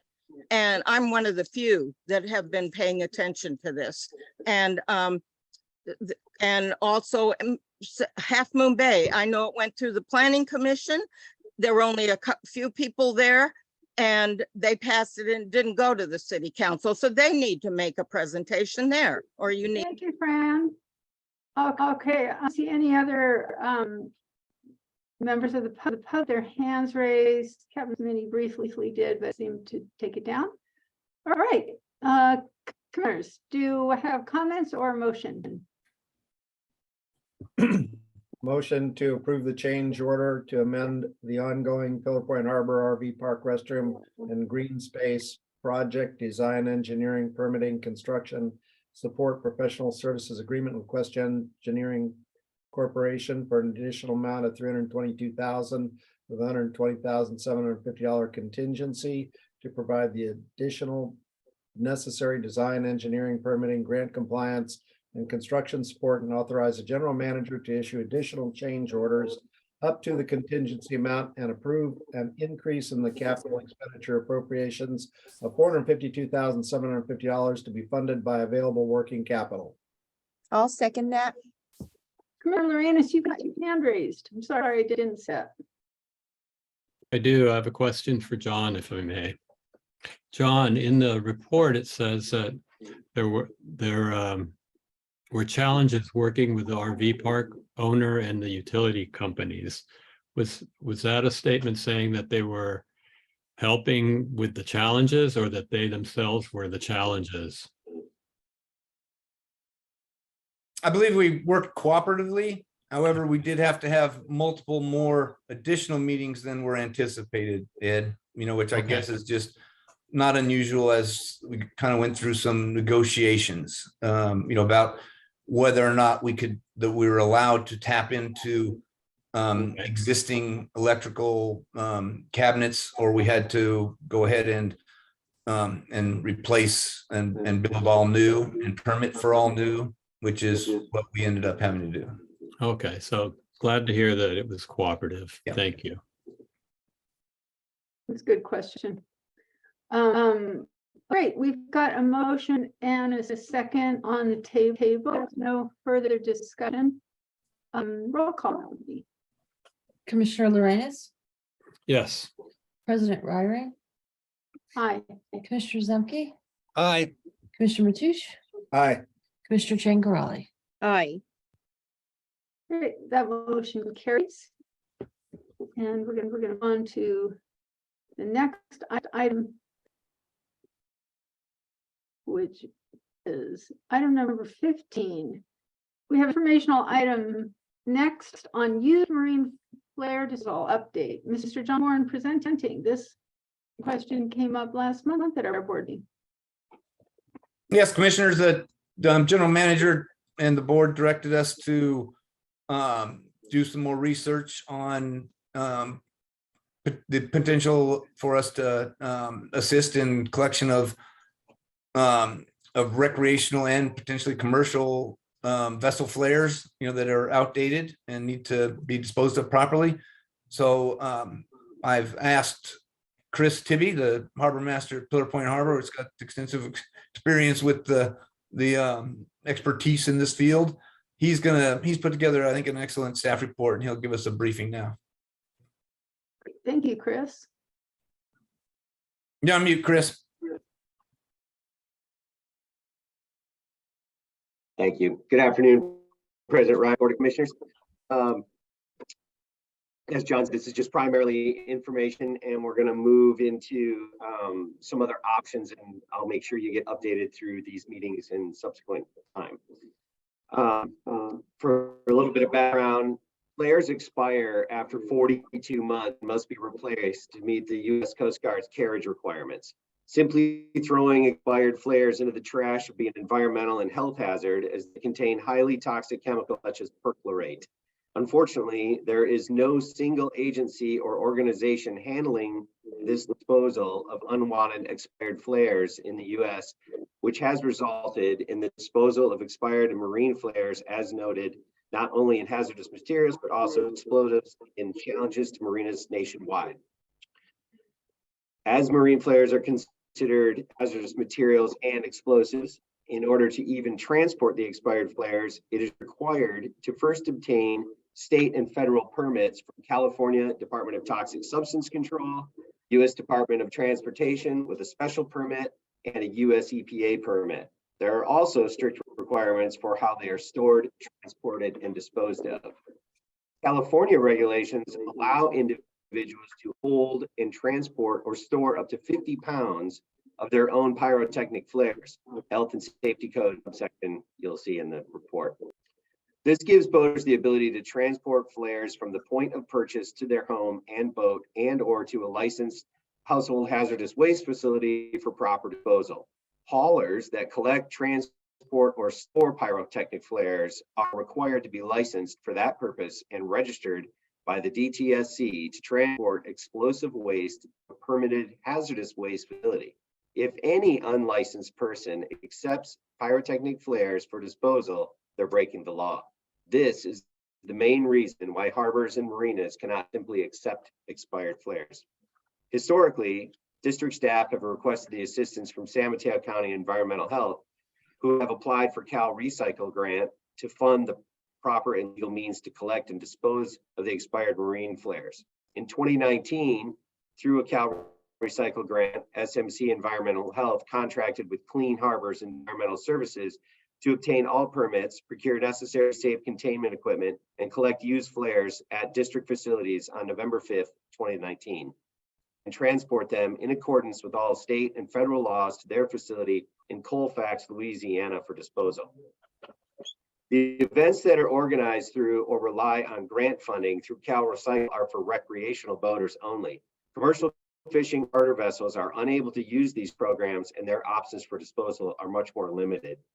Pillar Point Harbor Master Tibby, working with Coyote Point Harbor Master contacted the California State Parks and California Coastal Environmental Boating Program Manager on October 4th, 2022, who stated the county will need to apply for a grant to gain access to Cal Recycle Plan and conduct a collection event with the proper federal and state permits properly and legally collect and dispose of those marine flares. The director then suggested contacting SMC Environmental Health. On October the 5th, 2022, HM Tibby contacted SMCEH hazardous materials specialists requesting that another used recreational and commercial event take place for both recreational and commercial mariner. SMCEH hazardous materials specialists stated that they are aware of the need to have a collection event and that these are a resource intensive event and that they hope to be able to apply for and receive a Cal Recycle grant. At present, there is yet to be another stated scheduled collection date. Just as a little summary and to keep it all into perspective, I think it's important to note that an estimated 174,000 expired pyrotechnic marine flares are generated each year by recreational vessels in California alone. With the density of vessels within the San Francisco Bay Area, and in particular San Mateo County, there's a clear need for responsible disposal. Pillar Point Harbor Master Tibby and Oyster Point Harbor Master James Smith recognize the need to properly dispose of expired marine flares and believe having another county-wide collection event would positively impact all San Mateo County harbors, ports, and marinas. Additional discovery will be needed to locate funding sources and to determine the costs associated. The San Mateo County Harbor District will continue collaborative work with the DBW and applicable state agency, as well as all SMC harbor masters and SMC County environmental health specialists, so that they may host a collection and disposal event for expired flares that serves both the recreational and the commercial mariner. Subsequent to the writing of this, and at the direction of the general manager and the director of operations, we are developing a plan so that we may be doing something a little more standalone through a specialized permit process as well, modeling after what was done at the Port of Los Angeles. Thank you. Chris, thank you for that. As a longtime vessel owner, I know what a challenge this is, and the fact that the Harbor District now really look to perhaps starting their own program is really good news. It's like this is something that we should follow up on regularly. Do you think like every 3 months or 6 months you could come back just and let us know things stand? Absolutely. I think that would be really helpful. Commissioners, questions or comments on this item?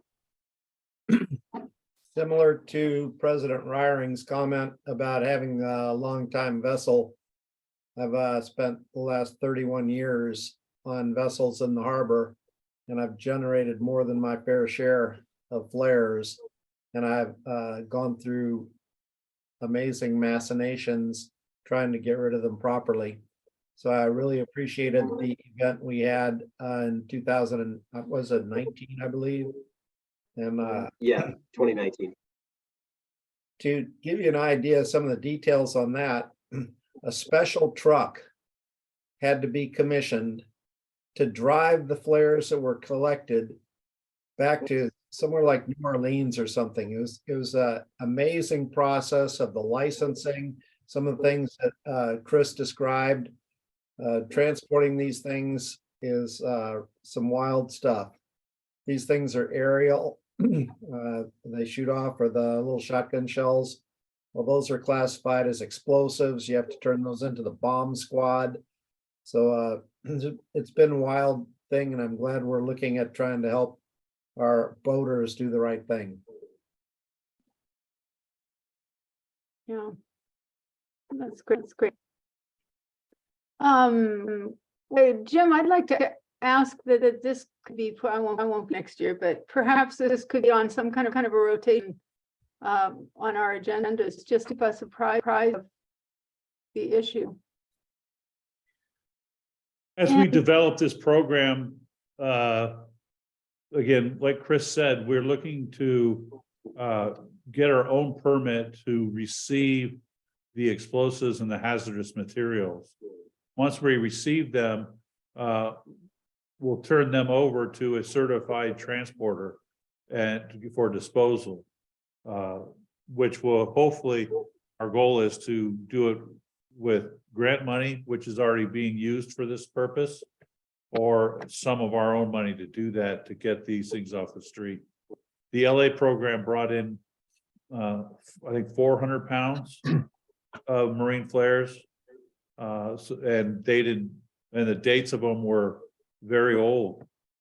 So even they're more hazardous. So the answer to get these things off the street for our boaters that use Pillar Point Harbor and or live in the county is we become our own receiver of the flares and then give them to a legal transport. So before we do that and put it down in writing and sign any contracts or permit applications, we will have to come back to the board with very specific detailed plan on how to do this and what's required. So it will be on future board agenda meetings. Great. Great, thanks very much. Commissioner Lawrence, you have your hand up? Yes, thank you. I've got a couple comments. First, Chris, you did a great job. I know this is a real challenge for us, and it'll continue to be a challenge. I have some suggestions. Well, first thing I'd like to point out is that these flares are easy to buy. You walk over, drive over to a marine store and you can buy them. And somehow or another, the manufacturer has managed to get them there. So it seems to me that we should have the manufacturers be responsible for taking back the used flares. And that's something that would require lobbying, or at least in California, our state officials. And so when you guys go to these meetings for your own businesses, Jim, when you're going to the boating waterway meetings and what have you, this would be something I would suggest that you work with your colleagues to try to get through as legislation in the state. And if nobody does it, it'll never happen, but it needs to be done. It's not our own problem, not just our problem. And another thought for everyone is, thank you for providing that giant number, Chris, because a percentage of people are going to do the right thing and hold on to them and pray that somebody will help them get rid of them. In the meantime, they're holding all these old flares, but there's another percentage of people that will just dump them in the ocean or fire them at 4th of July. So it's definitely an environmental problem too that needs to be solved. So thank you for working on it. I wish you all the best. I know it's not going to be easy, and I look forward to seeing something happen so I can get rid of the flares that I have. Thanks. Thank you. Great. All right. So this is an informational item. Thank you again, John and Chris, for your work on this, presenting it to the board. We are going to move on to item number 16, Pillar Point Harbor Trash Compactor Replacement. John Moran, this is your item again. Yes, Commissioners, this is a motion to approve the purchase of a replacement trash compactor for Pillar Point Harbor from district vendor Superior Equipment Company, Inc. for $57,636.90 with informal bidding process. We want to waive the formal bid process in this instance and to increase the capital expenditure appropriations by $57,637 to be funded by available working capital. The trash compactor at Pillar Point Harbor has outlived its useful life. It's over 10 years old. The internal components have significantly just worn out. We're continuing to have to spend hundreds of dollars to try to get it continuing to work. Staff have tried their best to to actually do some of the minor repairs, even some welding to it. It is just completely worn out at present. The mechanical mechanisms inside have just all deteriorated over the years from the saltwater environment and all of the caustic debris, trash it's fed into it. It's resulted in repeated breakdown times and high repair costs. The structural integrity has been compromised beyond repair, and the trash compactor is very heavily used every single day, especially on the weekends, holidays, and event days. Staff previously identified the need for replacing of this trash compactor, and we included it in the 2022-23 approved budget, board approved budget.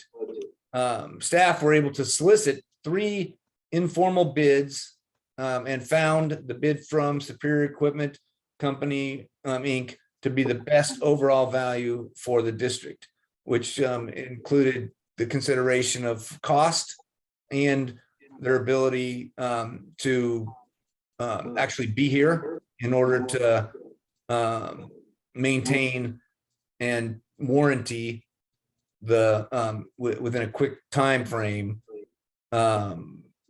in our remote location at Pillar Point Harbor. So with that, I'm happy to answer any questions. And this also includes Harbor Master Tibby was able to include the removal and disposal of the old hulk.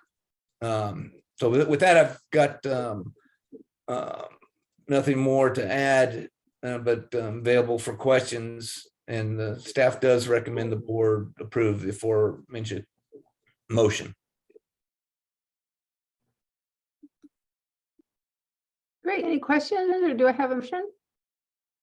Motion to approve the purchase for a replacement trash compactor for Pillar Point Harbor from District Second. Vendor.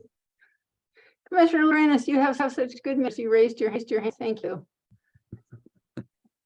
Did you want to make a motion, or I was going to make the motion and also just comment that it's amazing that that thing actually works given its state. all right, great. I think we have a motion and a second. Commissioner Lorenz or Commissioner Mateusz made the motion, and Commissioner Crawley seconded. Let you all duke it out. Melanie, take your pick. Roll call, please. We have public comment on this item. Oh, do we have any public comment on this item? I don't see anybody's hand up. And I don't see anybody else's hand up on the board. So roll call, Annie. President Ryan. Aye. Commissioner Zemke, Aye. Commissioner Mateusz, Aye. Commissioner Chang Crawley, Aye. Commissioner Lorenz. Yes. Motion carries, and we're gonna move to item number 9 from closed session. And I'll hold this item as I believe there's a mistake date range. It is per month, not per pay period. Is that correct, Jim? Sorry, I just bring this on you.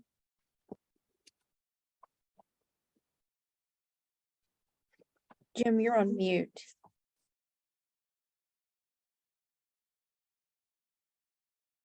He's pulling up the item.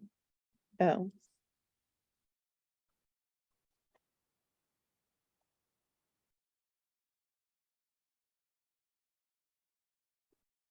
I'm sorry, President, what item were you referring to? This is I pulled item Okay, so item 9. Yeah, 9 from from closed consent. session. Because I believe there just some mistake in the range. It is per month, not per pay period. Is that correct? Yes, that is correct. Great. And are we going to discuss that item now? If you'd like to, Commissioner Chang Crawley is nodding her head. Yeah, Okay, so I can- just to make sure, this is the item that you just pulled off of consent, right, Nancy? Yeah, this is, Yep. this is item 9 from closed session. In No, reviewing, not from closed session, from consent. I'm From sorry, consent. I'm sorry, I pulled it from that.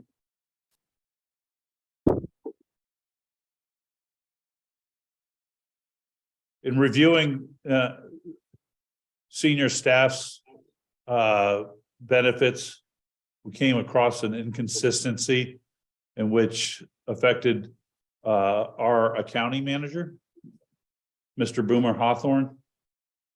And he's done a remarkable job since his hiring in April of 2017. Since that time, he's received cost of living adjustments and pay raises, increasing his original base compensation, excuse me, from $112,200 to $141,419. Likewise, in his original contract, he earned 18 hours of PTO a month. April 18, it was increased to 20 days per month. And as a manager at the district, it's my recommendation that he earn the same PTO as other senior managers. The current PTO earned by district managers is 22 hours per month. And I recommend his earned PTO be increased to 20 hours per month. There was some typos in the staff report that said per pay period or per month. And these numbers again are strictly per month, not by pay period. To accomplish this, it's recommended that the board approve amendment number 1 to Boomer Hawthorne's employment contract. And if the board wishes, I can read that out to them. But the main reason I put this on the agenda and I'm putting it before the board is purely an equity issue. We're not giving him a pay raise right now. This is simply an amendment to change his PTO from 20 hours a month to 22 hours a month.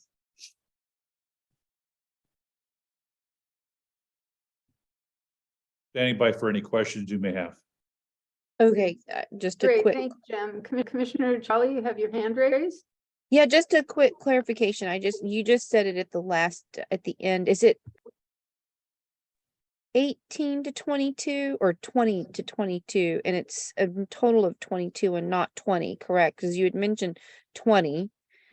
Yeah. And in the report, it says from 18 per month to 22. So I just want to make sure that we're all on the same page, that he's getting 18 hours per month and you want to change that to 22 hours and not 20. His original contract, Commissioner Corrali, was 18 hours of PTO a month. In Yes. 2018, this PTO amount was increased to 20 days per month. Okay. I So didn't as of see that in today, the he's earning report. 20 hours, not 20 days, 20 hours per month. And what I'm recommending is we add 2 more. So he's be moving from 20 hours a month to 22 hours a month. Yeah, okay, so I get that. So I didn't see the 20 hours here in your staff report. Yeah, there was a typo That in was there. the typo. Okay, so I'll make a motion to amend the employment agreement with Boomer Henthorn, the accounting manager, and authorize the general manager to execute this amended agreement to move his Boomer's PTO from 20 hours per month to 22 hours per month. I haven't asked public comment. Yeah, so I'm going Oh, to. sorry, Nancy. Motions and see if anyone has public comment on this matter. I don't see hand raised, so I'm going to come back to the panelists. Commissioners, we have a motion on the table and I need a second. I'll second that. Thank you, Commissioner Zemke. If other questions, call please. Commissioner Zemke, Aye. Commissioner Mathush, Aye. Commissioner Chan Corrali, Aye. Commissioner Lorenz, Yes. President Ryring. Aye, the motion carries. Thank you. We're going to move on now to item number 17, appointment of labor negotiator for negotiations with general manager. And, this is going to start with my appointing labor negotiators. I'm going to appoint myself and Commissioner Crowley as labor negotiators to work with our manager James Pruitt over the next few weeks, and then we'll come back December and present our recommendation to the board. And so right now we will be moving into closed session for public employee performance evaluation. Everybody should have a link for this. I should also have an email from Tricia. If you could get that email open when you move it into closed session, that would be great. So Nancy, there's a public comment on this item. I would take that now. John, you have a comment.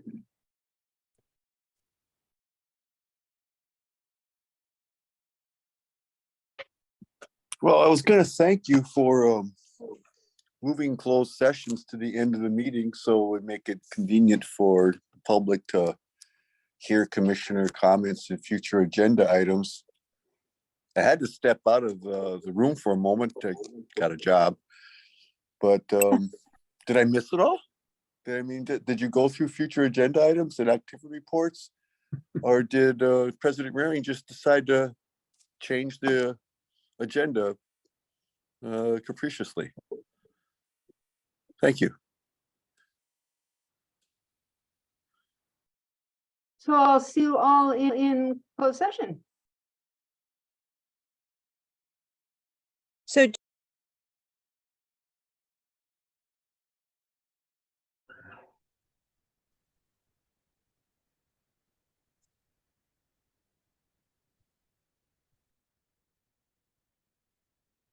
Let's do a little head count here. 1, 2, 3, 4. I'm just missing Commissioner Zemke. I'm sure he'll follow breadcrumbs. Make it back here. We get a flare.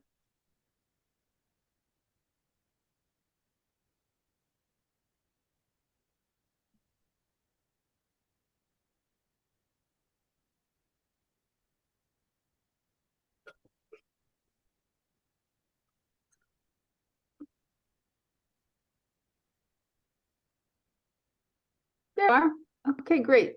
So the meeting is back in session, and coming out of closed session, we have nothing to report. And we are now at item E, commission comments. Do any commissioners have comments they'd like to make this evening? Yeah, I would just like to make a comment that I unfortunately will not be able to attend the next meeting in December. All right, thank you. Miss you.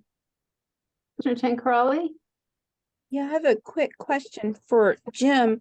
So are we going to be participating in the Night of Lights parade? Is that December 2nd? As of Like right last- now, we're planning on it. Okay. And then the other thing is I've heard from members of the public that they would love to see that lighted boat contest back. So on board at some point. We received multiple emails on that topic and wanting the lighted festival to come back. But just planning for that festival is very, very difficult, especially when the person who's been running it for decades no longer works for the district. So we have to start from scratch, add the personnel and the extra overtime we need to put in for that. So right now, the plan is to bring it back in next year, but nothing prevents a boat owner from right now from decorating their boat as they see fit. We're just not going to sponsor it this year. Thank you, Jim.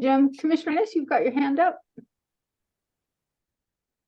Yes, I do. I'd like to just point out yet again that having the commissioner comments at the end of the meeting is is not conducive to communication with the public. And then rearranging the agenda and putting our closed session in between these comments, again, does the same thing. And I'm flabbergasted that you do this. And I would like to know why. All it does is give us a bad name.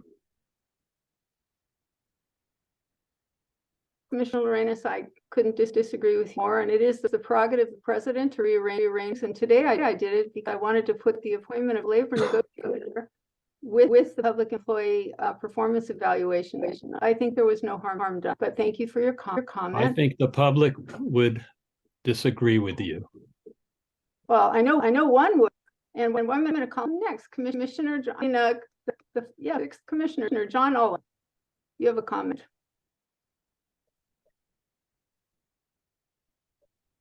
Nancy Raring, what is the point of having an agenda if you can arbitrarily change it without even telling people you're going to do so? I mean, I can understand, I've seen this happen where board presidents at the beginning of meetings will state how they're going to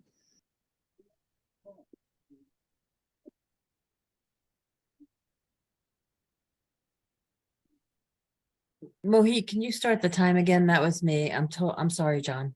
Oh my God.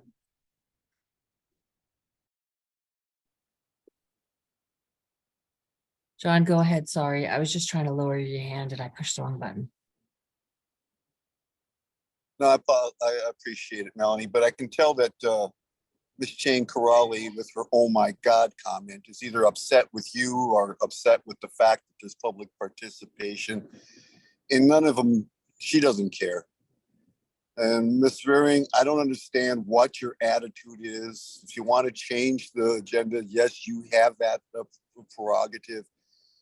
But most people would consider civil and just downright polite and good manners if you would explain you're changing the agenda before you just arbitrarily change it.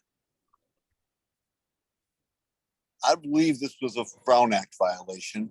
I'm sure Ms. Ortiz will explain desperately why it wasn't a Brown Act violation, why the agenda means absolutely nothing, and that you can do whatever you want.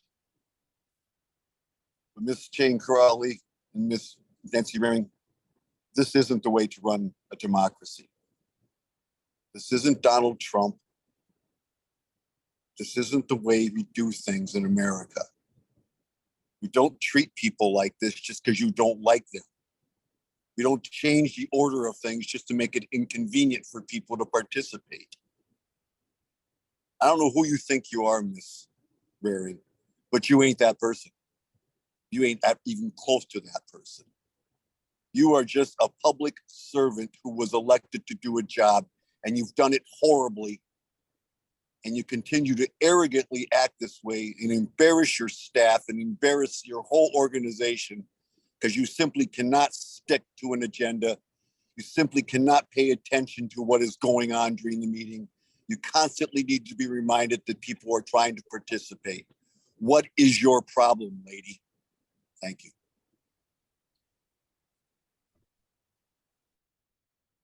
Great, Commissioner Chengali. So I was concerned about I the think you're technology issue, Thank which you. is the reason I made the comment, because we've been dealing with Zoom meetings for the last 2 years. So I hope that if we have to continue this, that we get more of the bugs out of our system. And I do want to thank you, Nancy, for, doing your great job as president. And, part of being a leader is to take the shot of people who don't agree with you. And it is your prerogative to change the order of the agenda so that we can run efficient meetings. And I think that's what you've done. Other agendas that I've seen have elected officials' comments at the end of the agenda. So I don't think there's anything strange about that. So thanks for your leadership, Nancy. And Jim, is there any way that we can make sure that we don't have these technological glitches so that the public just doesn't assume that we're going after them when we're not?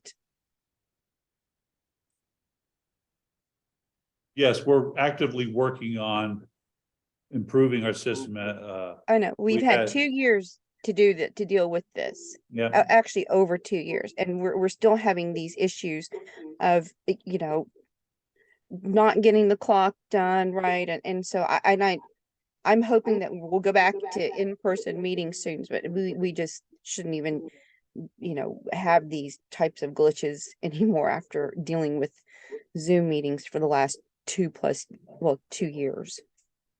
That was my oh my God comment, just so that the public understands that.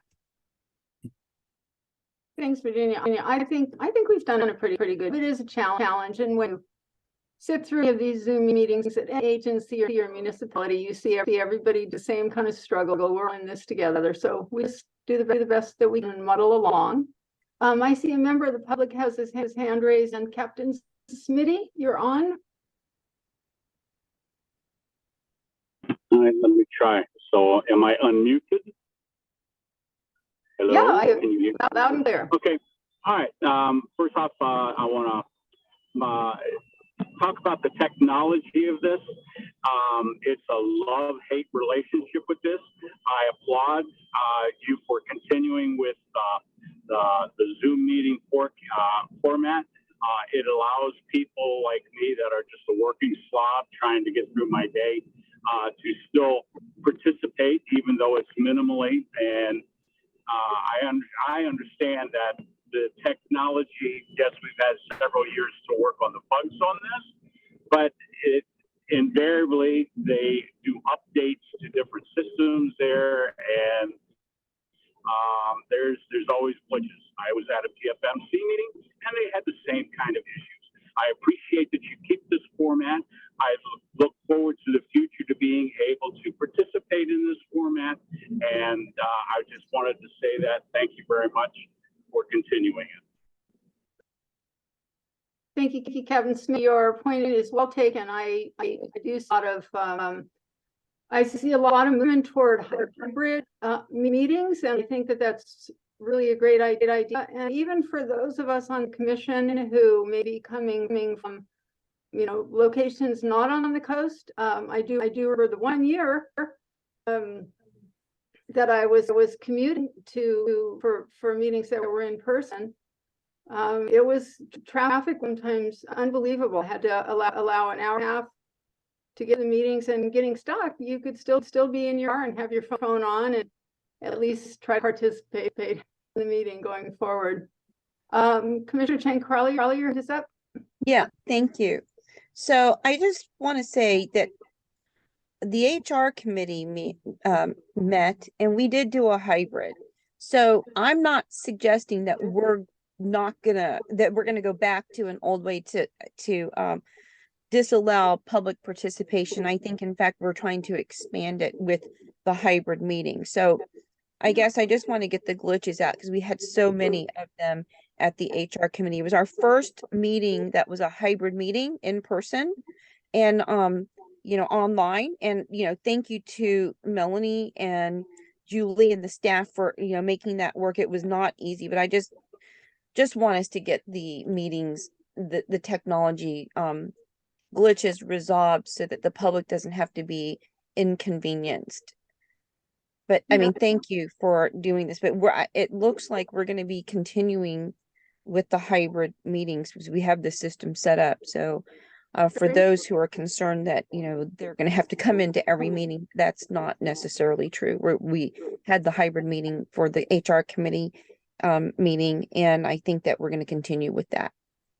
That's great. I mean, in terms of inconvenience, nothing's more inconvenient than having to drive an hour over the hill. Those of us who don't live on the coast, being able to participate in a harbor district meeting for the rest of the county, other than the coast, it's fantastic to have Zoom. So we have unless there are any other comments, we have one item left on the agenda, and that is. If I may, President Ryring. Yeah. I just want to let you know that, and Commissioner Corrali, that I am in the boardroom using the new Zoom room technology. So we put a lot of work into it and it's working fine now. There were some glitches in the software that we had to fix, and that's been fixed. So The system is up and running and can take hybrid meetings at any time. That's great. Well, I have every confidence in your staff. Jim. The last item on our agenda is few agenda items. Item number F. Any commissioner items to put on future agenda?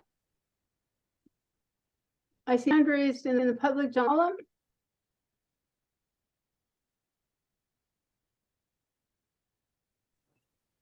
Just make it clear.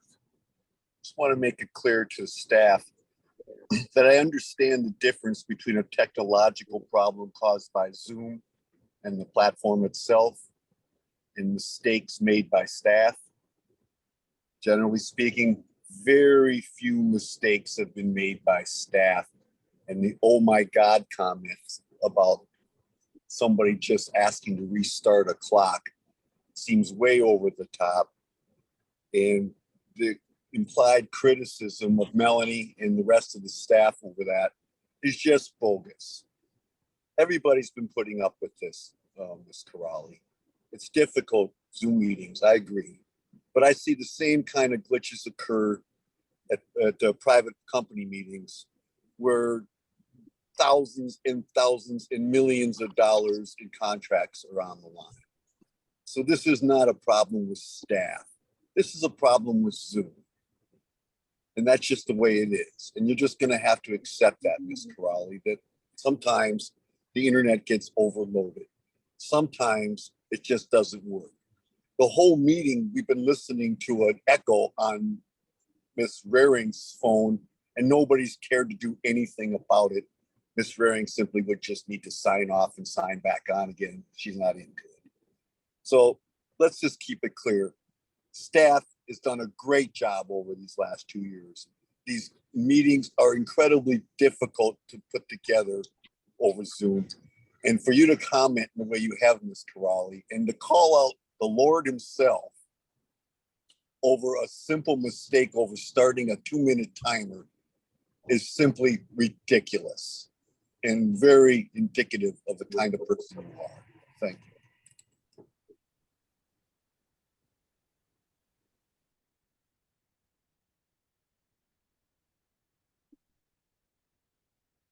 So we are back and looking at any future agenda items. If there isn't anything, I will entertain a motion to adjourn our meeting. Motion to adjourn. Second. Roll call, Melanie. Commissioner Lorenz, Yes. Commissioner Jane Crawley, Aye. Commissioner Matoush, Hi. Commissioner Zemke, Aye. President Reiring. Aye. Thank you, everybody. Have a good mid-month. See you in December. Happy Thanksgiving. Thank Happy you. Thanksgiving.